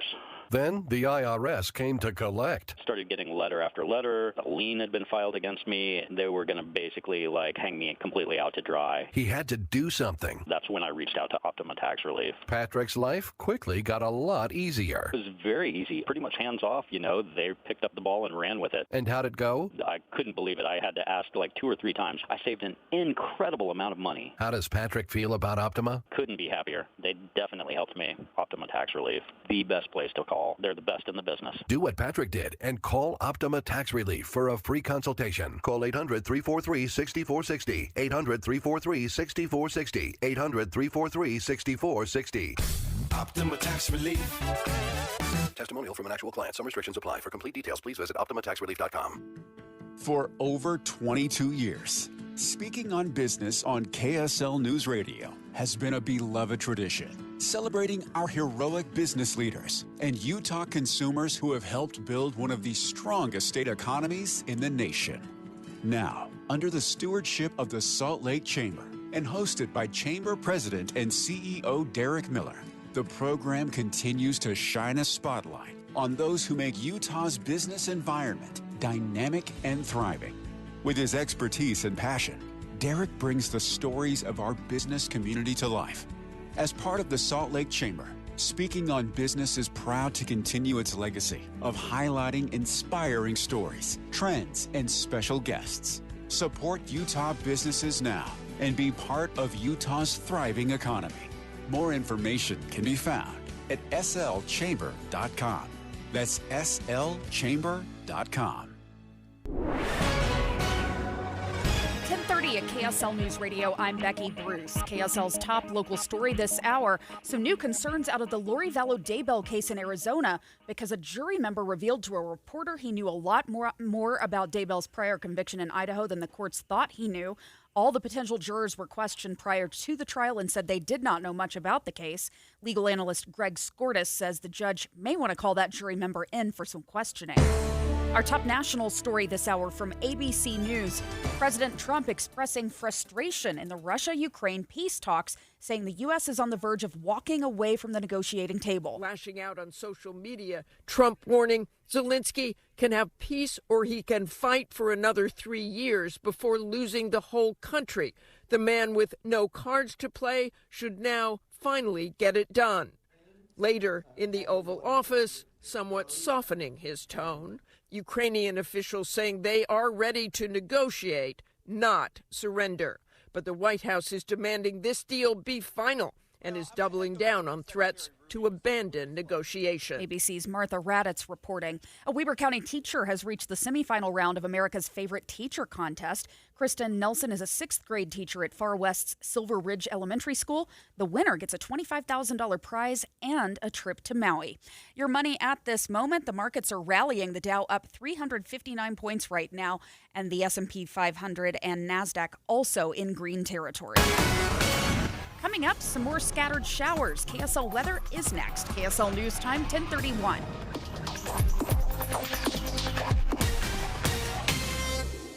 Mornings are for recharging. And they're for starting your day right. We volunteer to join you in the car. Get news and weather at 102.7 FM during the most important part of your day. Andy and Amanda, each morning between 5 and 9 on KSL News Radio. Break your spring break routine and make your way into a unique balance of outdoor adventure and arts. In Cedar City and Bryan Head, you'll be greeted with stunning views combined with the most epic trails. At Cedar Breaks or Three Peaks Recreation Area. Recreation enthusiasts, we're talking to you. Visit Parowan's Evil Water Bike Trails, Thor's Hammer, and Kolob Canyon to take the ride and hikes of your life. The trip wouldn't be complete without one of the scenic drives and byways in the region to experience breathtaking overlooks and magical views. That's not all. Cedar City is known as Festival City USA, hosting dozens of events including free music festivals, parades, farmers markets, and more. But make sure to spend a little time in their historic downtown, lined with quaint shops, eateries, and museums. So break away to the vibrant and welcoming communities of Bryan Head and Cedar City. Plan your visit today at cedarcity.com. That's cedarcity.com. Traffic and weather together brought to you by Mountain America's MyStyle checking account with built-in benefits. Here's Heather Kelly. Well, things are looking much better now speed-wise across the Wasatch Front. The earlier crash we had southbound I-15 in Murray has cleared. However, you still have some scattered rain showers moving across some of the valleys. So when that happens, the roads get a little bit damp and it does slow everybody down. Otherwise, we don't have any accidents reported on I-15, the east or west side belt routes, or the 201 freeway. So those are moving pretty well right now. If you do see something on the roads we haven't mentioned, please let us know on the KSL Mountain Home Services text line at 57500. Murdoch Hyundai, home of the 3.99% for 6 years on Santa Fe, Tucson, or Elantra. Heather Kelly in the KSL Traffic Center. A few more rain showers popping up throughout the day today. Right now, it's mostly cloudy and 56 degrees. I'm Becky Bruce from the KSL Common Spirit Health Studios. Listen online at kslnewsradio.com. We're Utah's news, traffic, and weather station. Dave and Dujanovic, your morning companions for talk, analysis, and key perspectives on Utah's biggest stories on KSL News Radio. A new report from Kim C. Gardner, the Policy Institute there, shows that young adults are driving the declines of married adults in Utah. I think it's safe to say a lot of our kids, they don't want to get married right now. And whether they're delaying it or choosing not to get married, young adults have driven this. In 1980, so let me just throw some numbers at you. 63% of Utahns were married. Today, 55%. So it's dropped about 8 or 9% in the last 40 years or so. Leah Murray is filling in for Debbie Dujanovic today. And marriage trends, they've always been a little bit different here in Utah because we have a lot of families. We get married much younger than the rest of the nation. And a lot of socialization that marriage is very important. Yes. Right? So I think, it's interesting that you said 1980, 63.4%. I was looking at national numbers. So in 1949, 78.8% of households had a married couple. That's a huge number. Right. Like 3 out of 4. Yes. Right? And so probably a lot more socialization. Like I said, that's 1949. Right, for people who grew up in those, environments, those families, would have learned that's normal or that's what you're supposed to do. But that's dropped off because that percentage is below 50%, and it has been since 2010. So less than half of our households includes a married couple, and that's been true nationally for the last decade or so. Heidi Pryor joins us right now as a public policy analyst with Kim C. Gardner Policy Institute. Heidi, thank you so much for joining us. You're the lead author of this report. I'm going to love picking your brain on this because this is so fascinating to me because we've seen some of this come out in the sense we're having less kids, we're getting married less. There is definitely a trend away from the traditional family. And I want to know, what did you learn about these young adults? Why are they choosing to get married less or even later in life? Yeah, thanks for having me. So as you said, the share of married adults in Utah has dropped from 63% in 1980 to 55% today. It is important to point out that 55% is the highest share in the nation. So even though the percentage of married residents has dropped here, we still lead the United States for the number of people choosing to get married. I also thought, go ahead. Sorry, Heidi. I guess when you zoom in on sort of that younger age group that's driving this change, it becomes really clear that we're just seeing some changes in behavior. When we look at Utahns ages 25 to 34, in 1980, 3/4 of people in that age group were married, and today it's just 55%. So that's where that biggest decline is happening, is in Utahns under the age of 35. Oh, that's interesting. 25 to 34. Yeah, and Heidi, totally, that was the question I was busting in to talk over you to ask you about. So people are getting married older. So you were doing Utah. Nationally, men get their first marriage about 30.2 years of age. Women are at 28.6. In Utah, like you said, it's 26.8 years of age for males, 25.2 for females. Can you tell us why those numbers are getting higher? What is it about, maybe the benefits of marriage or the obstacles to marriage that might make these next, over the last couple of decades, these generations just getting married at their first marriage being older? Yeah, so marriage is definitely being delayed. In Utah, those delays were kind of initiated right around the year 2000. We had kind of marrying ages that were fairly stable before that. But just in the last 20 years, we've seen people delaying marriage sort of an additional 4 years. In the year 2000, men were marrying for the first time at 23, and now that's up to 27. And for women in 2000, they were marrying around age 21, and now we're up to 25.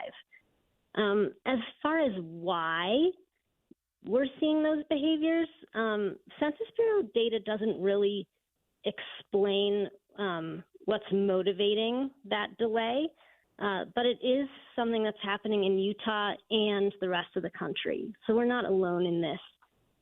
Nationwide, young people are just waiting longer to get married. When we look at what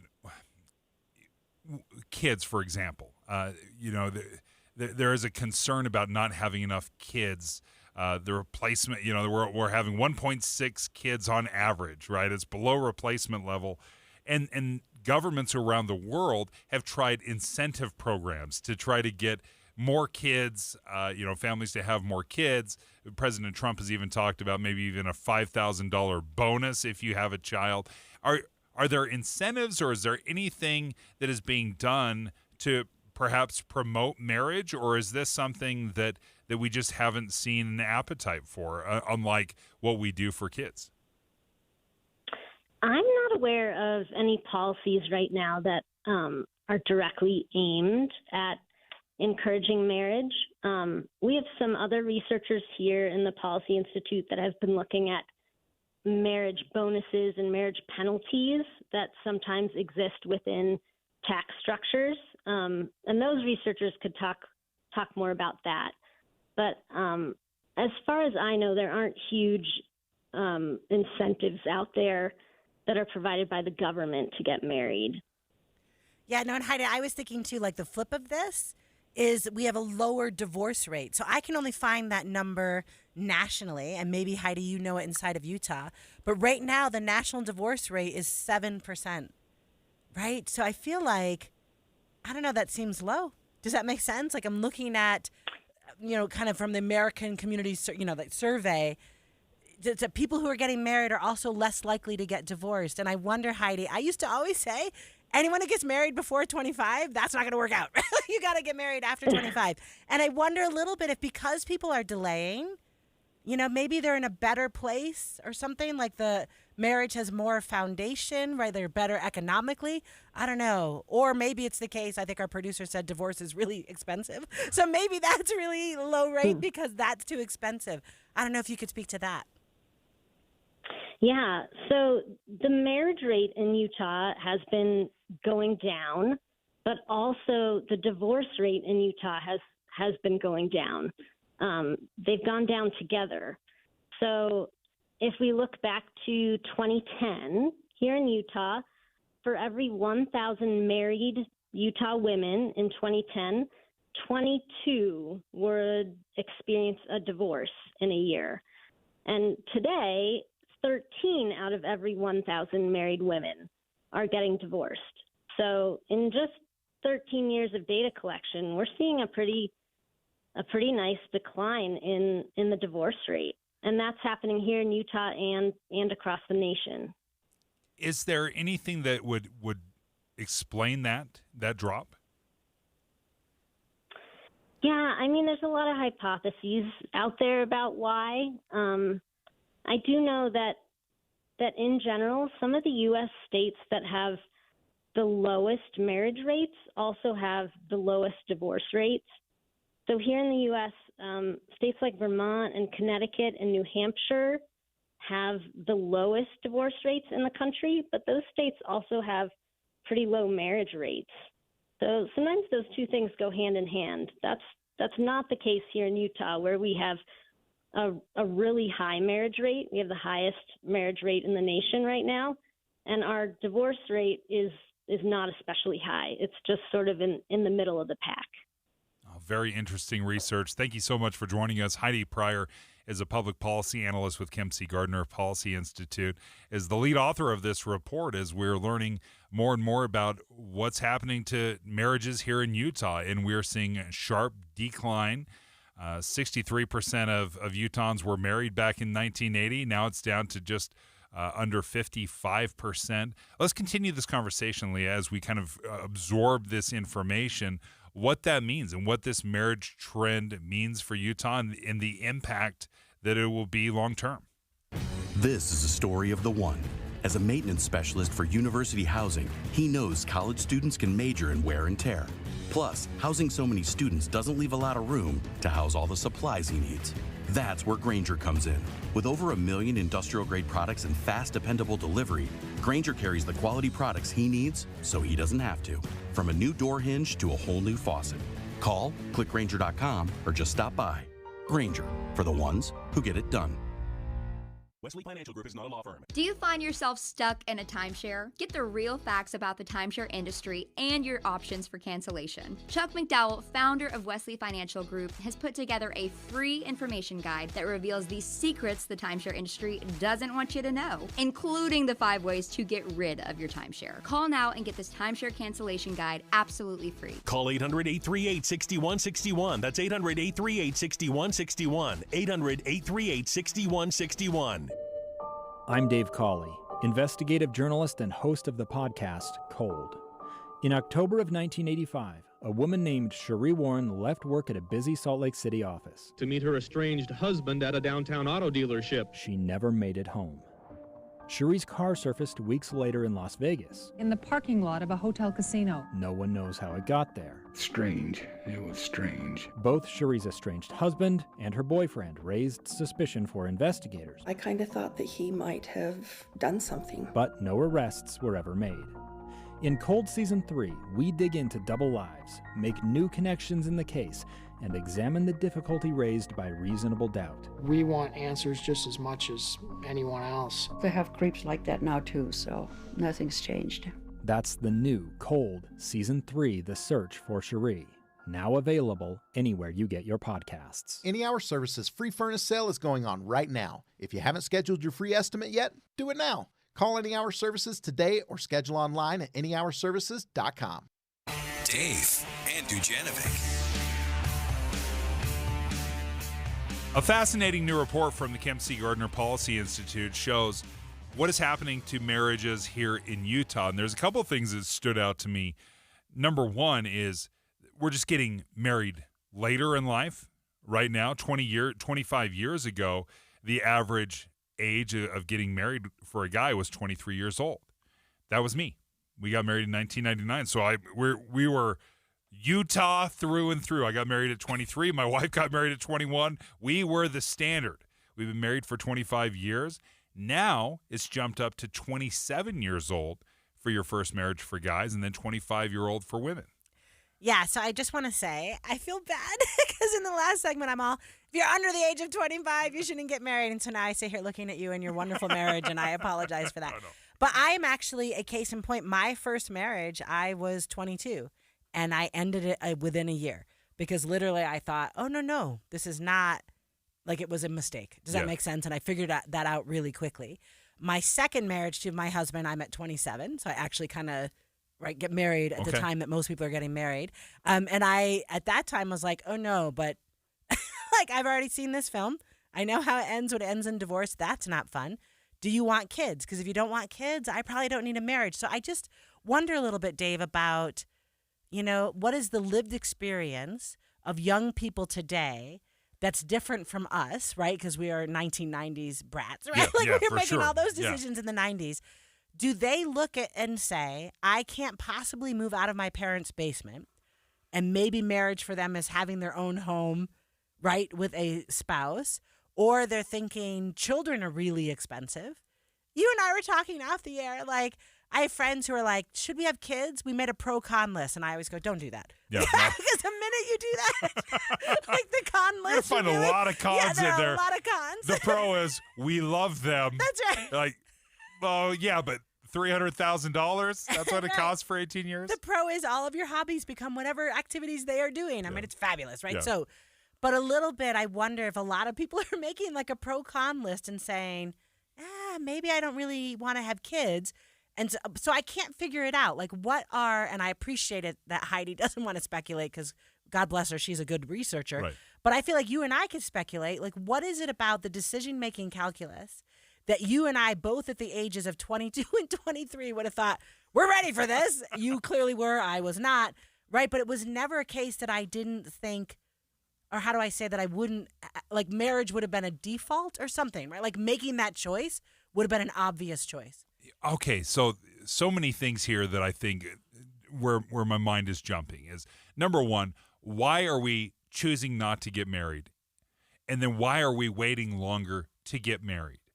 And there's a few things that go into my head. Number one, it is almost impossible to know, like to truly know, am I going to leap with this person? Because I've seen people that have known each other for 2 weeks get engaged, get married, 25 years. People that have lived together for 5 years, get married, and they're divorced in 6 months. Right. Right? Like the crazy thing about love and marriage is there's no perfect, A plus B equals equation. C, right? There's no right. equation. It can work in so many different ways. And I think what happens, I think part of the reason we're seeing marriage declines, again, this is my speculation, just my assumption. I think marriage needs a better marketing campaign. And I said the exact same thing for children when we're not having children. Having children needs a better marketing campaign, parents, because when you do the pros and cons list, you can list 50 different cons for having children or 50 different cons for getting married. And then your one pro is, I love them with my entire soul and I would jump off a cliff for them. Like, well, that's a pretty good pro. It is a good That's pro. a pretty good pro. Oh, I know. I love that. But let's be clear. My children jump off a cliff. My heart is with them wherever they go. My heart wanders around outside my body, which, by the way, is a con. Right? Yeah. Right. But I got to think we know that because we have those kids. Yeah. Like looking forward, if you didn't have kids, so you don't know those humans yet, it's a little easier to be like, well, how about I don't set myself up for heartbreak or heartache or, right, like any of the possible drama that could come. And I love that you mentioned earlier, Donald Trump wants to pay people, President Trump wants to pay people, I think $5,000. And I'm like, I'm not even sure how much in a pro column. Right. Do you know what I mean? That doesn't even cover the cost of like diapers the first year. Awesome. That diapers are free for year one, folks. Do not worry. I'm having kids now. I mean, but I understand his argument, right? The concern, I think, is we are not reproducing at a rate we need to. Yes. Right? We talked about that $36 trillion debt. Part of the reason that is there is we have so many old people, right? And I, with all due respect, not like David Hogg, but all sorts of old people collecting on Medicare and Social Security, and how you pay for those are young people in the workforce. So if we are not reproducing, I don't know, Dave, how you thought about it. I had 2 kids, and I would tell people, I have now reproduced for Social Security. Yeah, I did my part. I covered me. Yeah, you got to cover someone else. But if we're not reproducing, then a lot of policies become untenable. Right. Right.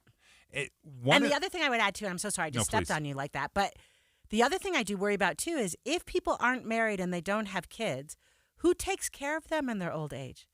Right? Because there's another, like the other end of life, someone being alone, I don't know, right? Like I just think, my grandpa had dementia, and the amount of work my dad did caretaking for him, right, in his final years. And I just think, like, who would have done that for Grandpa? Yeah. Right? Like, where do our elderly go in that stage of life if there aren't young people to take care of them? So it's not just about Social Security, I think.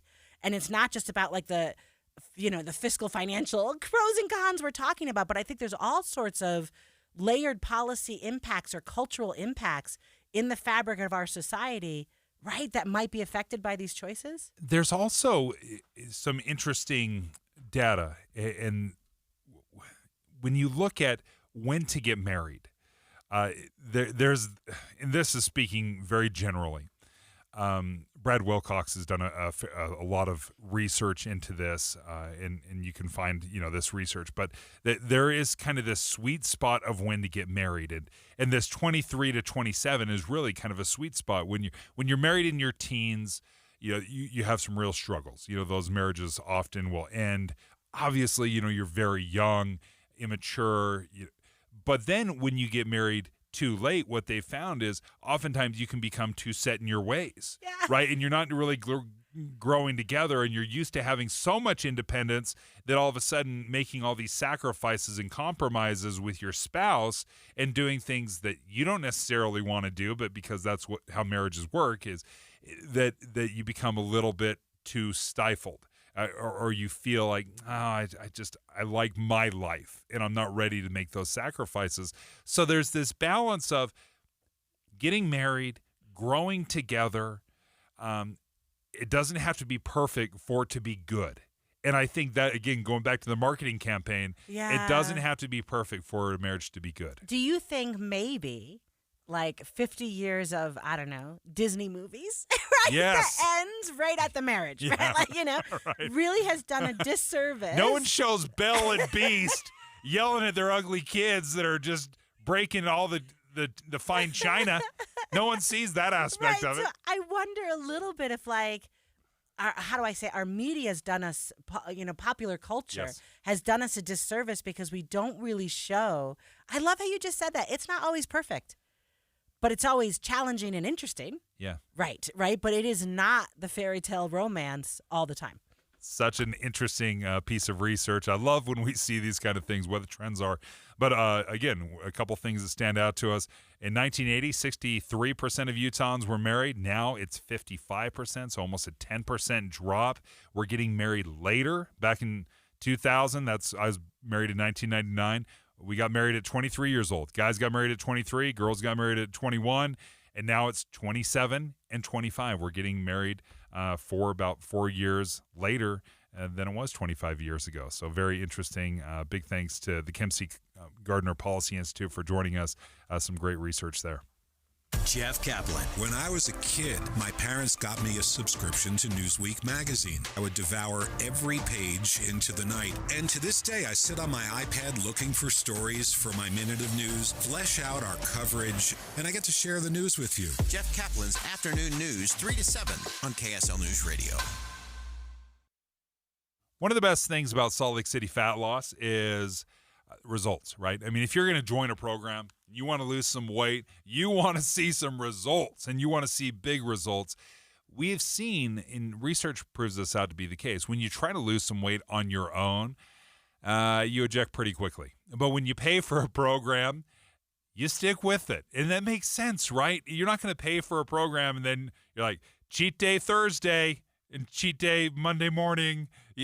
You stay on the program, and then when you stay on a program, you will see these big results. And for me, I lost 57 pounds in 60 days with Salt Lake City Fat Loss. So if you're interested, go ahead and reach out to them. You're going to get $200 off the program right now if you sign up. So go to their website, schedule a free consultation. Go to slcfatloss.com.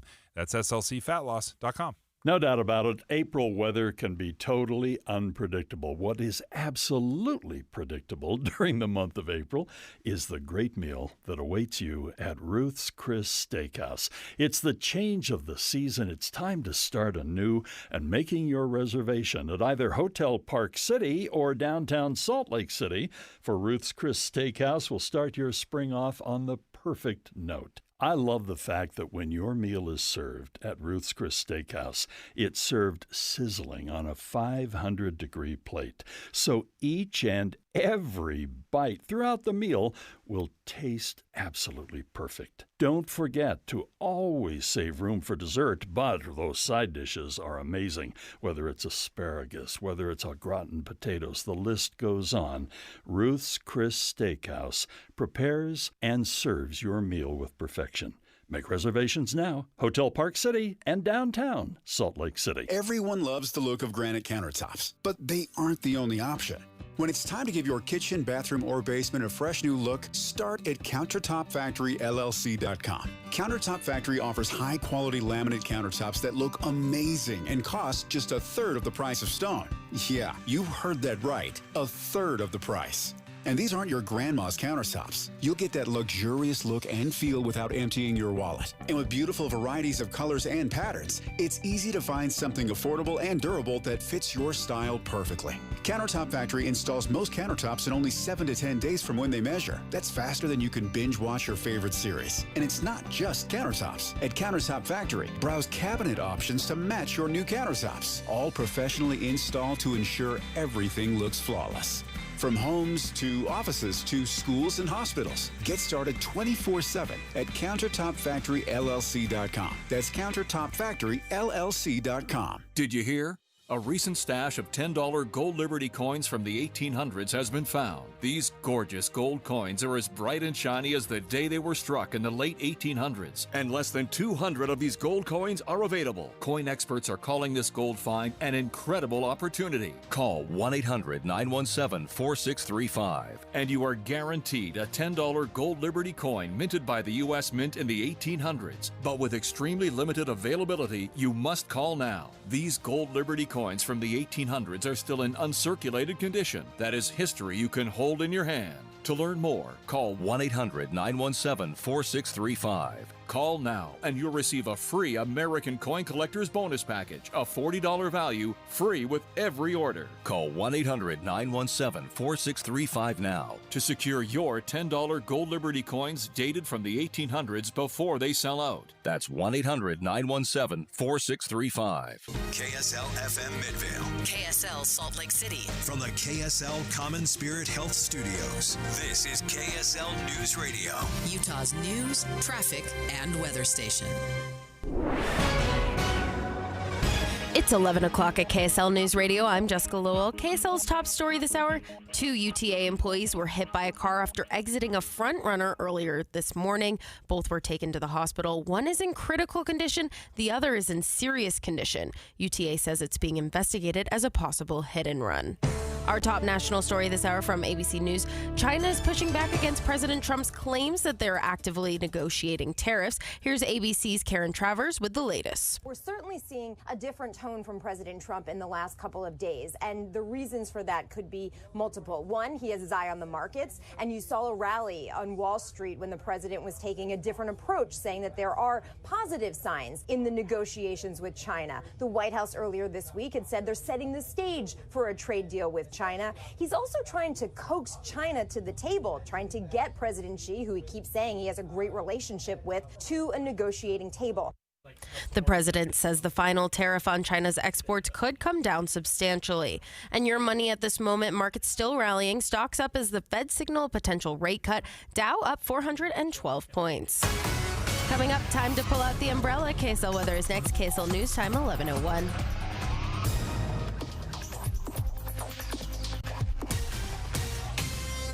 A reminder about the simplest way to get updated for your day. Hit your KSL preset when you jump in the car, and we'll take care of the rest. Hear key news updates and traffic reports. Andy and Amanda from 5 to 9 in your car. KSL News Radio at 102.7 FM. If your water heater's over 10 to 15 years old, congratulations. You've beat the average. What's up, everybody? I'm Mike Wilson with Any Hour Services, and I love hearing stories of people having water heaters that are really old and they're still doing their job. Unfortunately, most of us won't be that lucky. And when water heaters fail, it's usually in spectacularly inconvenient fashion. Whether it's an unexpected cold shower when we're already running late for work, or worse yet, coming home to a flooded basement, it's never fun. If you'd like to look into replacing your water heater before it fails, Any Hour Services is having a sale for any homeowners listening. Whether you're looking for a new tanked water heater or you want to see what upgrading to a tankless would cost, the plumbers at Any Hour Services can show you what options are available. And right now, you can save $400 on a tanked water heater or $1,200 on a tankless. If you think you might be interested, call Any Hour Services today and schedule your free estimate.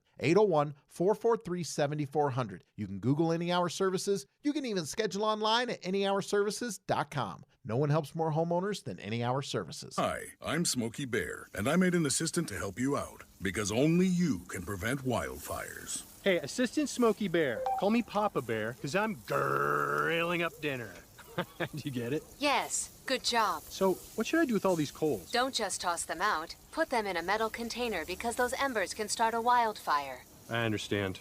The stakes are high. Ha, ha, ha, ha. Learn more at SmokeyBear.com. Brought to you by the U.S. Forest Service, your state forester, and the Ad Council.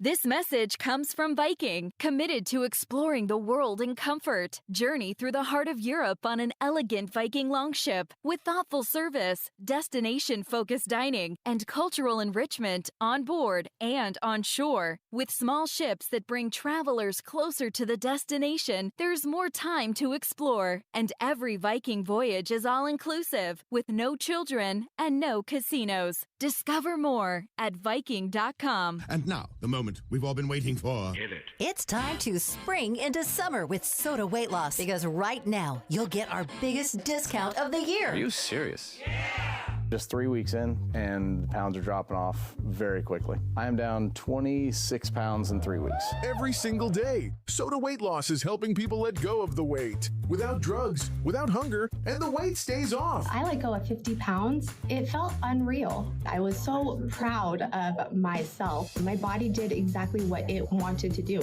I just gave it its tools. Let's spring into summer right now with Soda Weight Loss. If you want to look like this for summer, now is the time to join America's #1 weight loss company for client satisfaction and results. Remember, this is our best offer of the year, so let's go. Get started now at SodaWeightLoss.com. That's SOTA weightloss.com. Soda is, say it with me, state of the art. Teens can get up to $200 with a Teen Learn and Earn account. Plus, continue earning rewards as they master the essentials of finance. More at cypresscu.com/teen.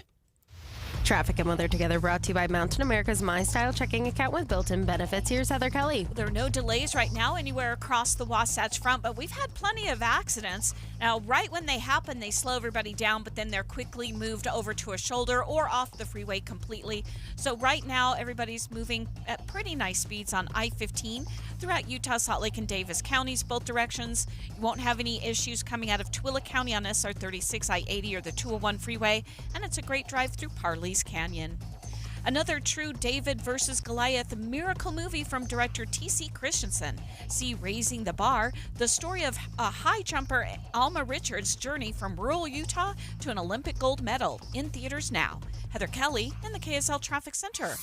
Some chances of isolated showers throughout the day along the Wasatch Front. We're looking at dry skies tomorrow and Saturday. Highs stay in the 60s and 70s. Right now it's 55 degrees and mostly cloudy. I'm Jessica Lowell from the KSL Common Spirit Health Studios. Listen online at KSLNewsRadio.com, we're Utah's news, traffic, and weather station. Dave and Dujanovic, your morning companions for talk, analysis, and key perspectives on Utah's biggest stories. On KSL News Radio, Dave and Dujanovic. Dave and Dujanovic. Special coverage of the top local story. Is this a pipe dream? Is this just, hey, what if? Or is this a legitimate proposal for Salt Lake City? A new report suggests that you can take over about a 13-block stretch downtown Salt Lake, and you can take the railroads and move them underground for the bargain price of $3 to $5 billion. Like, is this the good ideas that we're at? Because maybe there is. In this report, it says it may sound a little crazy, but it will pay off in the long run. But I think, holy cow, $3 to $5 billion is quite the gamble. Right, it is. And I guess we want to be not too much on the side of making mistakes. Or gambling is, but maybe the risk is worth the payoff. We don't want to be so risk averse that we do nothing, that we take no chances. Yes, right. Like, so the answer is like, if I can take these city blocks and make them housing, which we know 30,000 or so housing units, right? Like, does that not pay off? Maybe not in the short term, but maybe in the long term. And we make these decisions all the time. We have to make this often unpopular decision in the short term because it makes a lot of sense in the long term. And when you're looking at Salt Lake City and what has happened recently, where downtown has slowed down, it is not the shiny beacon that everyone is drawn to. It's not like, moss to the flame where everybody's just got to come, like, no matter what. And there's been some huge investments. We are seeing it right now with the Delta Center. I just drove past it the other day. I'm like, oh, they're starting the renovations. There's going to be $1 billion of public money that goes into redesigning the Delta Center, a $3 to $4 billion investment in just a few city blocks to add a walkable little plaza into Jazz games and into hockey games. You're going to have a ton of restaurants. Yeah, it sounds really exciting. It's also got a price tag of $3 to $5 billion. Right. No, and I think like the question is, or how do I say, how hard it must be to be a city council person For sure. who has to make these decisions, because you are looking at your city. You've got to constantly, we talked about this in our last hour, be agile, right? Be nimble, be meeting the new challenges and trying to solve the new problems, staying relevant. But when is it too much money? Like, when is it the case that I didn't move when that would have been really cool, or I moved too fast in the wrong direction and it didn't pay off in the long term? Yes, the Jazz used to play at the Salt Palace. If they don't move into the Delta Center 30 years ago, then are they still around? 35 years ago, are they still around? No, they would have packed up. They would have been somewhere else, right? They would be like the Utah Hockey Club, right? Because where they came from didn't invest in them as a team, and they're like, we're not playing here anymore, and they bounced, right? So if it matters to the Salt Lake City community to have, and my gosh, we always land on sports, Dave. What is wrong with us? But let's do something else, like an arts. If it matters to the community to have an Eccles Theater, then that takes investment regularly, right? Like, you can't do it once and then 100 years later. No, you've got to actually make sure everything is still up to code and is good for watching a play, right? So I think it's interesting, as you were saying, we always end up in sports. Investment into sports team is an easy sell. Why? Right? Because there is a team, there is a mascot, there's someone we can rally behind. How do you rally behind a railroad being sent underground? Like, what's exciting about that? There's no mascot. There's no cheers. People aren't lining up to see this. It might make all the sense in the world, but that's a hard sell for people. If I say, hey, I'm going to steal from Arizona their hockey club because they don't love them like we will, that's an easy sell because it's something we can get excited about. It's hard to get excited about infrastructure. Hey, we're going to add another lane to the highway. Hey, folks, whoa. Except pause. Go team. Didn't off the air we talked about, and you're like, without that West Davis Highway, I can't live where I live. True. Right? So it's like, you might, I love that. We're not cheering for the highway. Yes. Right? Like, there is no club for Not that. flashy. But man, you needed it. Yes. And those communities out there absolutely needed it. And it made a difference. And it made changed. A huge difference. It allowed me to move somewhere I never would have moved otherwise. Yeah. Because if I'm coming off 515, I live in Syracuse right now. It was like 20 minutes to go from I-15 over to my house if I'm heading west. With the West Davis corridor, it added 1 minute to my commute. It was nothing, right? And it allowed me to move 10 miles, farther north. So it was great for me, but it's hard to sell this. And you say, I'd hate to be a city council member that has to make these decisions. Well, let's bring one on right now. Vice Chair of the Salt Lake City Council, Alejandro Puy, joins us. And I'm trying to test the water here. Like, how serious of a proposal is this to actually take several blocks, 13 blocks or so of Salt Lake's railroads and put them underground?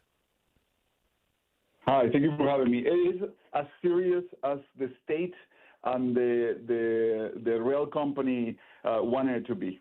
It is a dream, and it's a very good dream, and it could change everything for not only Salt Lake City, but for the state as a whole. But we really need the state and Union Pacific to come to the table and see the value. And now this study is showing that there is economic feasibility. There are economic benefits to doing this. So as you heard Dave say, I said, it must be so hard to be in your position, because I like how you just said it's a good dream, right? Like, there's economic benefits. We need the state to come to the table. Councilman, what do you say to people like me who live in Ogden, where I'm like, you need state dollars, which means me as a taxpayer paying state dollars so that your city reaps economic benefits? Can you talk to me about how, you sell this Salt Lake City dream to the whole state? I mean, this is not a Salt Lake City dream. Let me tell you, I represent the west side of Salt Lake. And there is neighbors in my city, but neighbors that work in my city that they don't necessarily live in Salt Lake, but they get stopped by the train 45 minutes at a time when they are trying to pick up their kids or when they are trying to go to work. So this is the economic impact. There's people crossing the train tracks every day, crossing between trains that are stopped stopping intersections every day. There is people dying because of trains. So this is not a Salt Lake City dream. This is a common sense solution. Now, if you think that maybe an Ogden person, or a Salt Lake City person who does benefit the most. I know that there's a lot of Ogden people that work in Salt Lake, and vice versa. So these are important benefits for the whole city, for the whole state, really. But let me tell you, this is not the economic impact released yesterday talks about not your dollars, no Ogden tax dollars that could go to your city or Salt Lake City. It talks about that there is going to be every dollar that you pay, you get money back. So there is a lot of economic benefit by investing on doing this. So the state will be better economically if they did this. This new report suggests that although it may cost somewhere between $3 and $5 billion to take some of these Salt Lake City railroads and move them underground, they do think that there is a $12.3 billion economic improvement in the state. To your point that it is a lot of money up front, but in the long run, the hope is that it would pay off. Can you paint a little bit of a picture to your understanding? If we do bury essentially these railroads, what does it look like? Are there going to be long, spacious, open, green areas where we can walk around, or are we going to build housing on top of these railroads? What does it look like? That is all obviously to be seen. The land that we're talking about to redevelop is a land owned by Union Pacific mostly. And Union Pacific is a private entity, so it's almost as if I was deciding to redevelop my neighbor's kitchen. And by redeveloping my neighbor's kitchen, my property value will go up because their property value will go up, right? But I need the neighbor to actually buy into the idea. Union Pacific needs to come to the table and discuss with the state, the benefits of this. And again, obviously we need housing. Salt Lake City is growing, the whole state is growing. Housing is a dire need, but the open space in some parts of the city is also needed. So I can see a world of opportunities really coming with this land, unlocking this land, and it's not a far-fetched idea. The many cities in our country and across the world, have done this. But we talked a lot about the numbers, and I'm hoping that releasing these numbers helps our state leaders see the value of this. But again, every day, and I can send you videos of this, people crossing between trains with kids, with bikes, with animals, because they cannot go late to work. They don't have the benefit of that. Many people have to get in trouble at work because of that. Many people lose their jobs because of it. They risk their lives for this. Many of our firefighters and police officers avoid the the crossings altogether because they don't want to be stopped by it, to ensure that they have a sure route to the emergency. Again, we're not talking a benefit that will only benefit Salt Lake City residents. This is anybody, and the benefits are great. And those are economic impacts that are not calculated. How much, emergency responders will save.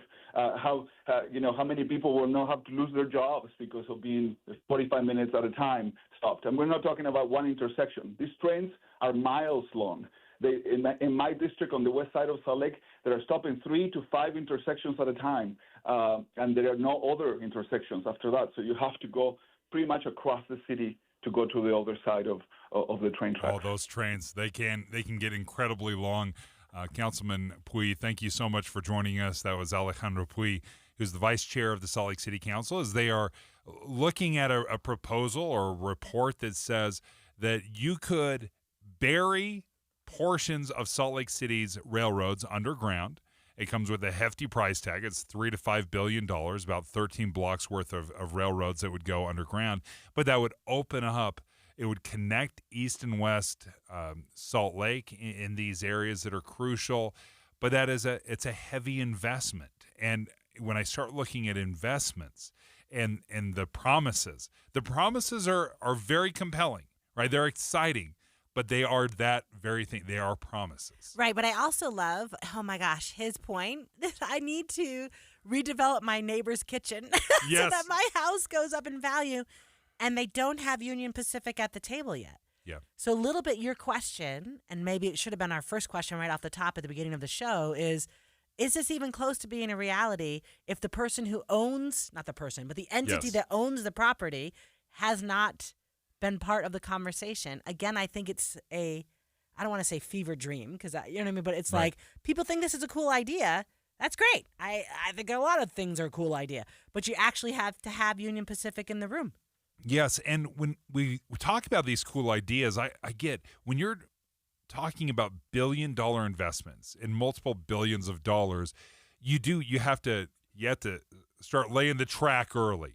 Right, it's the reason why we're talking about bringing in a Major League Baseball team probably 5-6 years before Major League Baseball is even considering it, because you have to get things moving and you have to figure out, is this even feasible? Does it make sense? And it is a ton of money and it's a huge investment. And is there a return on investment, or is it all paper gains? Is it all potential? Yeah. No, but the problem right there, Dave, is how you don't know until you know. It's true. Right? No. Right? So his point about the trains, and you talked about that, about these trains, and I'm like, yeah, man, no city should be separated. You said 45 minutes. Like, sometimes you're just sitting there. And I hear him, right? Like, if it is a case that I'm sitting there and I have to get to work on the other side of those trains, right? Yeah. I might really break a rule, right? Yeah. To try to get to work on time. And the city probably needs to fix that. But don't we kind of chuckle a little bit at, you know what, we're gonna bury the entire train? Like, don't we just build a bridge? Like, wouldn't a bridge be cheaper than burying the entire rail themselves? Except that you don't get then back the housing real estate, right? So if one of the things we heard from Carter earlier is like the city would get back, right? They could build houses there. You could have like restaurants there. Bridges don't do that for you. Yes, and you look at all of the pie-in-the-sky plans that we have right now, and one big plan is coming to fruition. That's the Delta Center. Obviously, $1 billion of public money, nearly $1 billion of public money is going to go into the renovations of the Delta Center, probably a $3 to $4 billion investment into those city blocks. A lot of that is done through private companies and developers. But then we're also looking at $3 to $4 billion in investment for the Major League Baseball stadium, both private and public. We've got, the burying the 13 blocks of the railroads. You've got the Green Loop project. You've got the Ballpark neighborhood, the Main Street Promenade. So many projects with what? With a promise to enhance downtown Salt Lake. The question I have is, what happened to Ogden? What happened to Provo? Right. I think they would love to have a $3 to $5 billion investment of anything into these areas. But because it's the capital city, it receives most favored son status. Right. And I look at it and I think, does it still make sense to be pouring billions and billions of dollars into the capital city? Or could we do it in Sandy? Or could we do it in Daybreak or Harriman or Utah County? Yeah, no. And his point, well taken. He's got to defend his city. Yeah. Ogden people will like not sitting at the trains. But what I wanted to say to you is I've never been trapped by one of those trains. Right? So a little bit, that's a compelling argument for Salt Lake City. Yeah. It's not a compelling argument for Provo, right? Yes. Right? Yeah, so but I think, look, I'm all about, I come down here a lot, right? You know what I mean? I'm all about having this city. It's our capital city. I'm actually kind of fine with it having favored status. Like, I think the Olympics are coming here. I mean, all these things matter. But I am aware and I'm with you that maybe too much coming here means I can't invest elsewhere. There's only so much money that can be invested, right? When we talk about, developers will contribute to this. I'm like, how many billion-dollar developers do you think there are out there in Utah? That are we going to come in, saturated that, right? Right. And how are you going to tap into that? Because they are looking, especially when you're not talking about public dollars, you're talking about private dollars. They are going to look for a return on investment, and that's not going to be 30 years down the road. Right. That may be something that the government can look at and say, well, it's going to pay off in the long run. Right, that's why we do sewers. That's why we do infrastructure. Right. It's why we build highways, because I'm not going to pay a toll road, for a highway. It's just we won't do that. So the government has to step in. At what point are there enough investors that look at Utah and say, yeah, I'm going to put in $4 billion here for the downtown by the Delta Center. I'm going to put in another $4 billion into Major League Baseball. I'm going to pour another billion, into this project or that project. The money runs out in a hurry. Right. There's not that many billionaires. Yeah. Right. Yeah. I think that's fair. I don't know. But then, all right, let me ask you, because you've been kind of the what's the downside on the risk? But the upside, right? How cool it would be, that whole area being a walking, living community, all sorts of cool apartments, right? Maybe cool restaurants. Mm-hmm. I'm persuaded. I am here for the upside for hockey. Yeah. I'm here for the upside if they bring baseball, right? So, again, I feel terrible for the city council members who have to make these decisions. Choice. Yeah, I think maybe if I hadn't been soured a little bit, we heard a lot of these same promises when the Gateway was built. Right. We're going to have this unbelievable, walking area. We're going to have companies. We're going to have restaurants. Right. And it was hot for a minute. And then City Creek gets built and Gateway kind of falls away. And now it's a lot of, offices and it's not the retail. It's not the hub. And City Creek was incredible. But we've seen City Creek take a step back as well, and it's not as popular, and people aren't traveling from all over the world to go to City Creek. Right? So, okay, well, what's the new thing that we're going to promise? Billions and billions of dollars. It's a great conversation. It's interesting to see it unfold. If you build it, they will come. That's the newest project. It's incredible, all the projects that are out there, the proposals. Up next, all right, this is for the renters out there. Maybe being a forever renter is the new American dream. Have you ever thought of it that way? Next.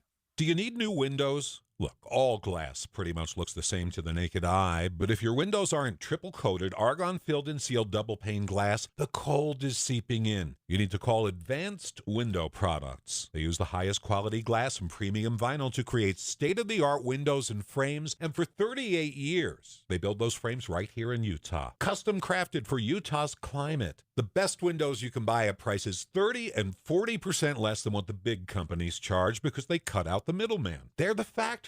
They even give you a lifetime warranty, and right now as we head into spring, save an extra $2,500 off 10 windows or more. Custom windows that'll give your house a fresh new look and save you money on your heating and air conditioning. Advanced Windows offers 60-month 0% financing, even buy now, pay later, and an extra $2,500 off. Call for a quote, 801-850-9100. That's 801-850-9100, or go to advancedwindows.com.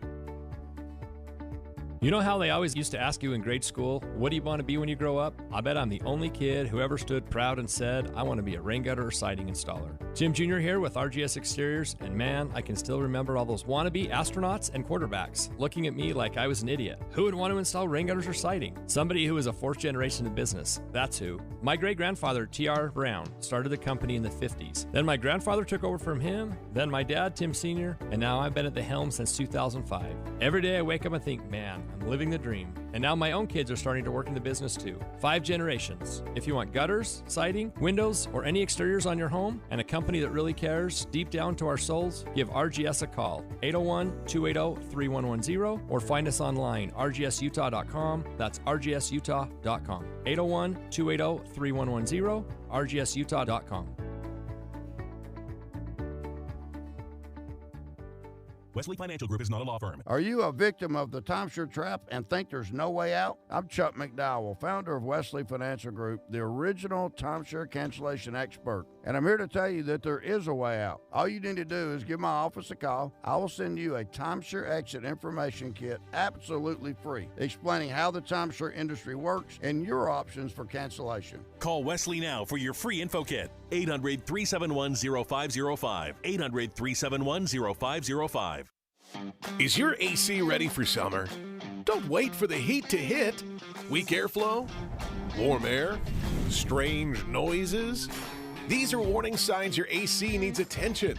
Our skilled technicians offer AC repair services or replacements to keep your family cool all summer long. Don't sweat it. 1 Hour Heating and Air Conditioning has your back.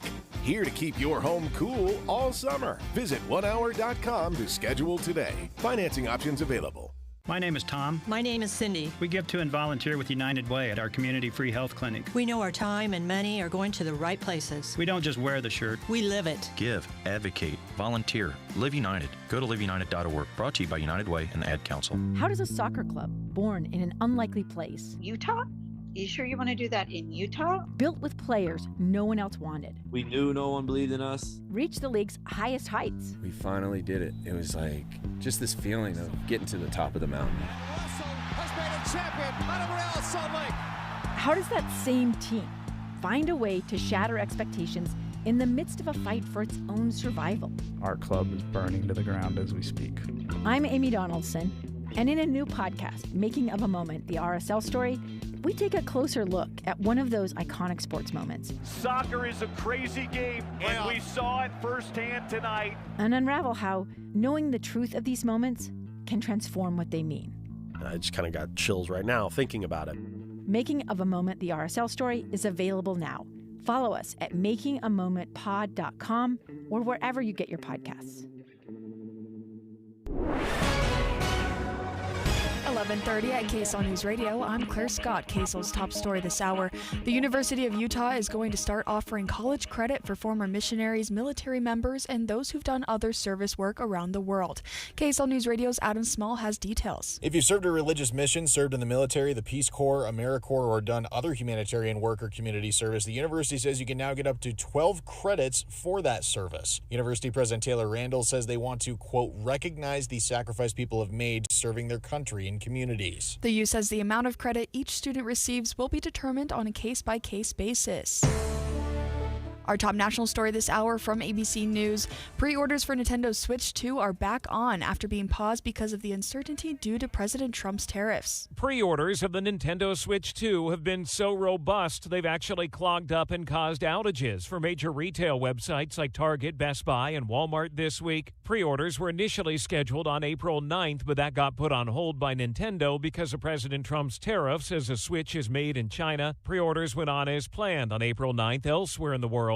After the president exempted electronics and paused some tariffs for 90 days, Nintendo has now gone forward in the U.S., saying the price of the Switch 2 will remain as planned, but accessory prices will increase because of the tariffs. Alex Stone, ABC News. Your money at this moment, the Dow is up 414 points, the S&P is up 94.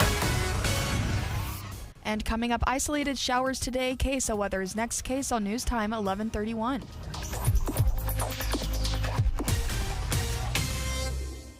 The sources where we get our news matters. When you listen to Utah's Morning News, we want you to feel the stories are important to you and trustworthy. This is Amanda Dixon. And I'm Andy Farnsworth. Join us weekday mornings on KSL News Radio. Confidence is knowing you're ready to handle whatever comes your way. That's what it feels like to take on your workday with Cintas. They make sure your AEDs are up to date, your fire extinguishers are tested and inspected, your floor mats are cleaned and delivered, and your workwear looks good, feels good, and is freshly laundered with a Cintas Apparel Plus program.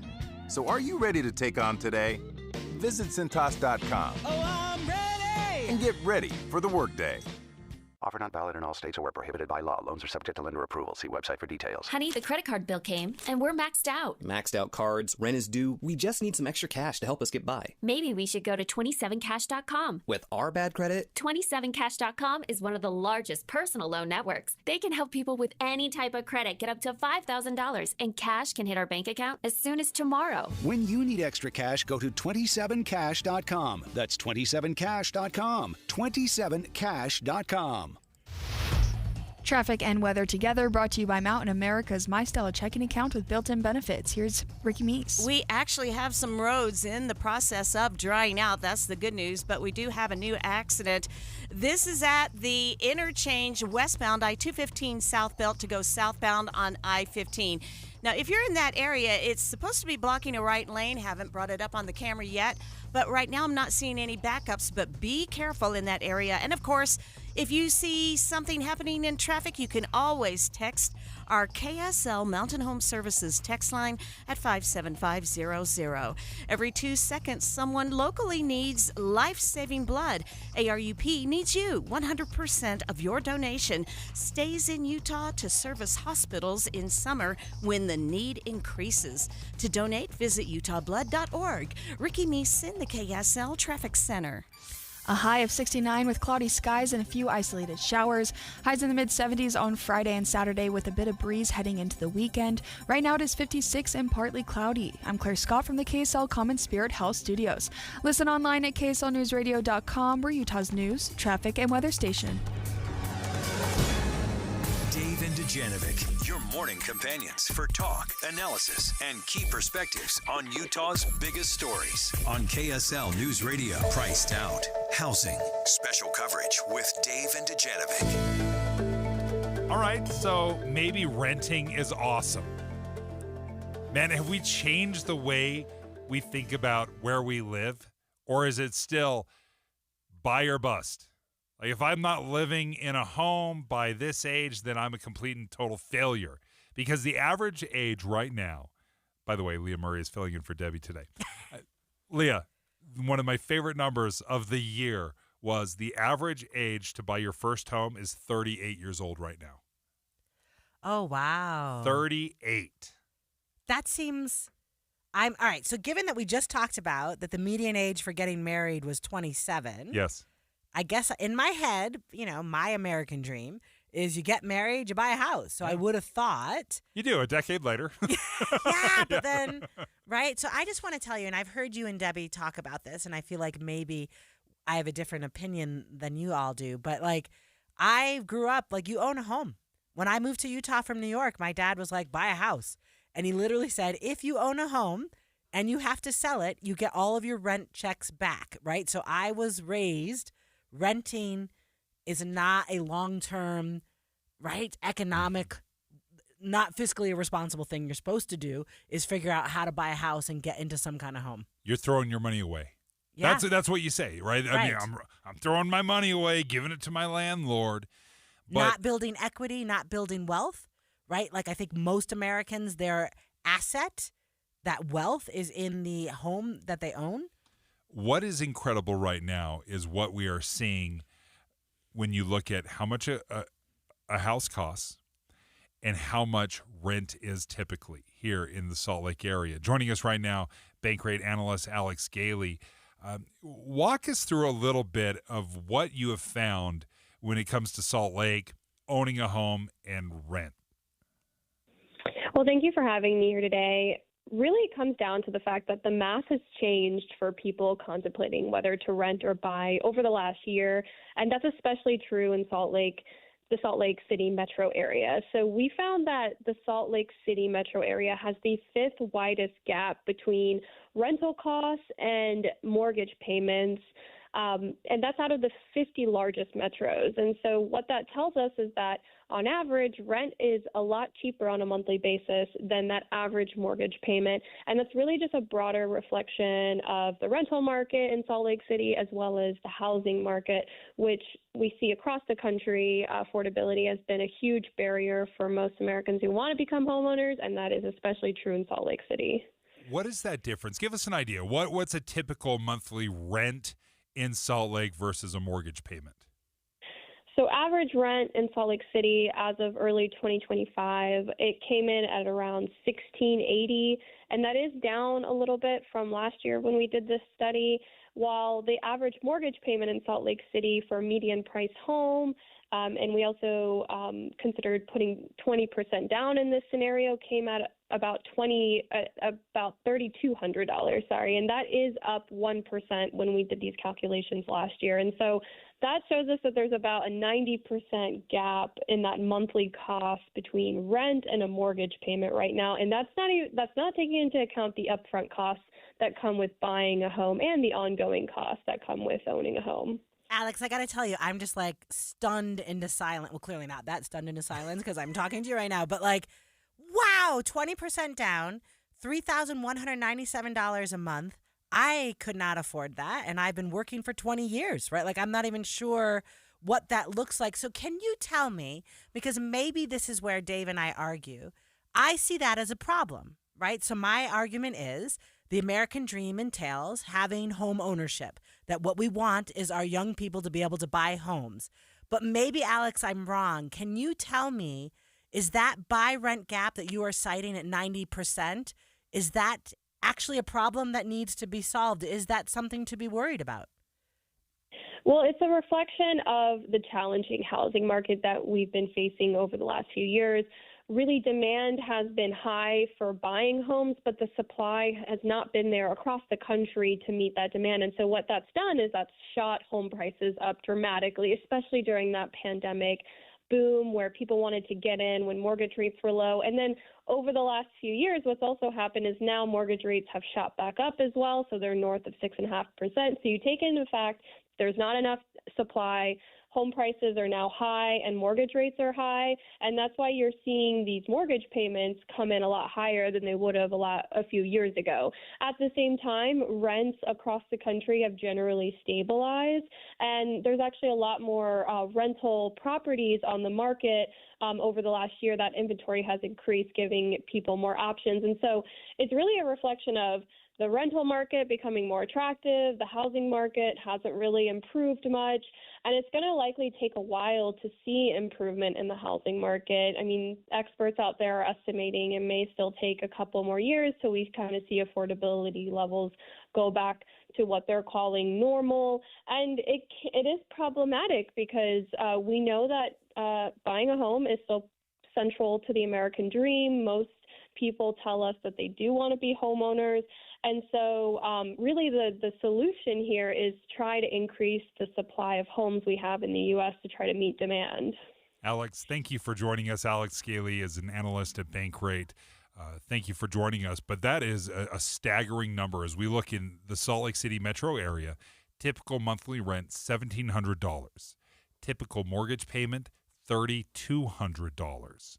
That's a 90% buy rent gap. Now, obviously, for $1,700, you're not getting nearly the size and space of home, but that's a game changer, right? Yeah. $1,700 I can pay, $3,200 I cannot. Right, but let me ask you the same question I asked Alex, and she very nicely, answered it with a lot of information. But is that a problem? So, like in our last segment, you don't want to drop $5 billion, right? Or not that you don't want to, but you're talking about that. Is this a problem that we should solve? So you just said it's a game changer. So everyone should rent. That seems like the fiscally responsible thing to do if you're going to live in the Salt Lake City, Utah metro area.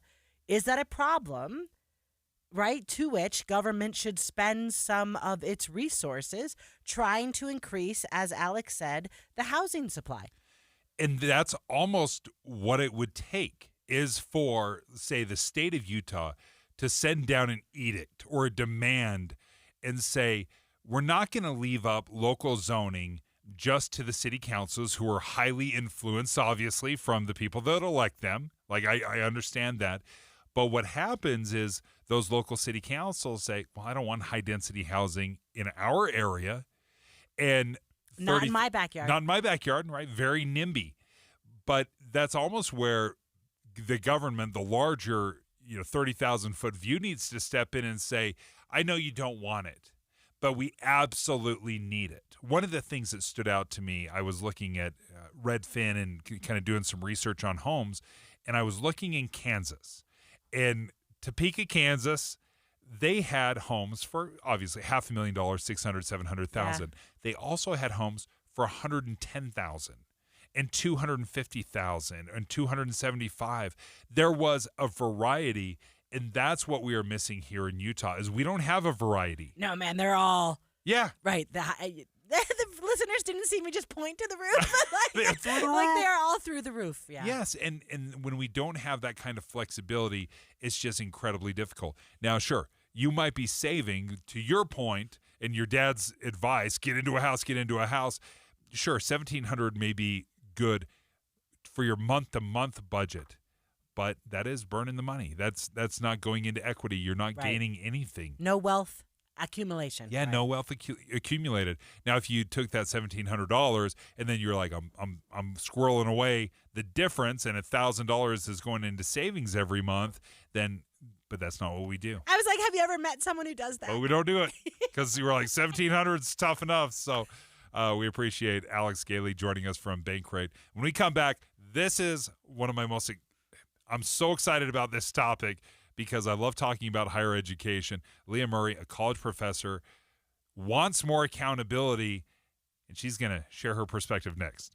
This is Derek Miller speaking on business. Lecticon is a training company that helps businesses develop effective new hire training. By providing ongoing support for personal and professional growth, they help businesses thrive and achieve long-term success. Chief Executive Officer Ted Paulson joins us with more. At Lecticon Learning and Development, we believe that how you train new hires sets the stage for long-term success.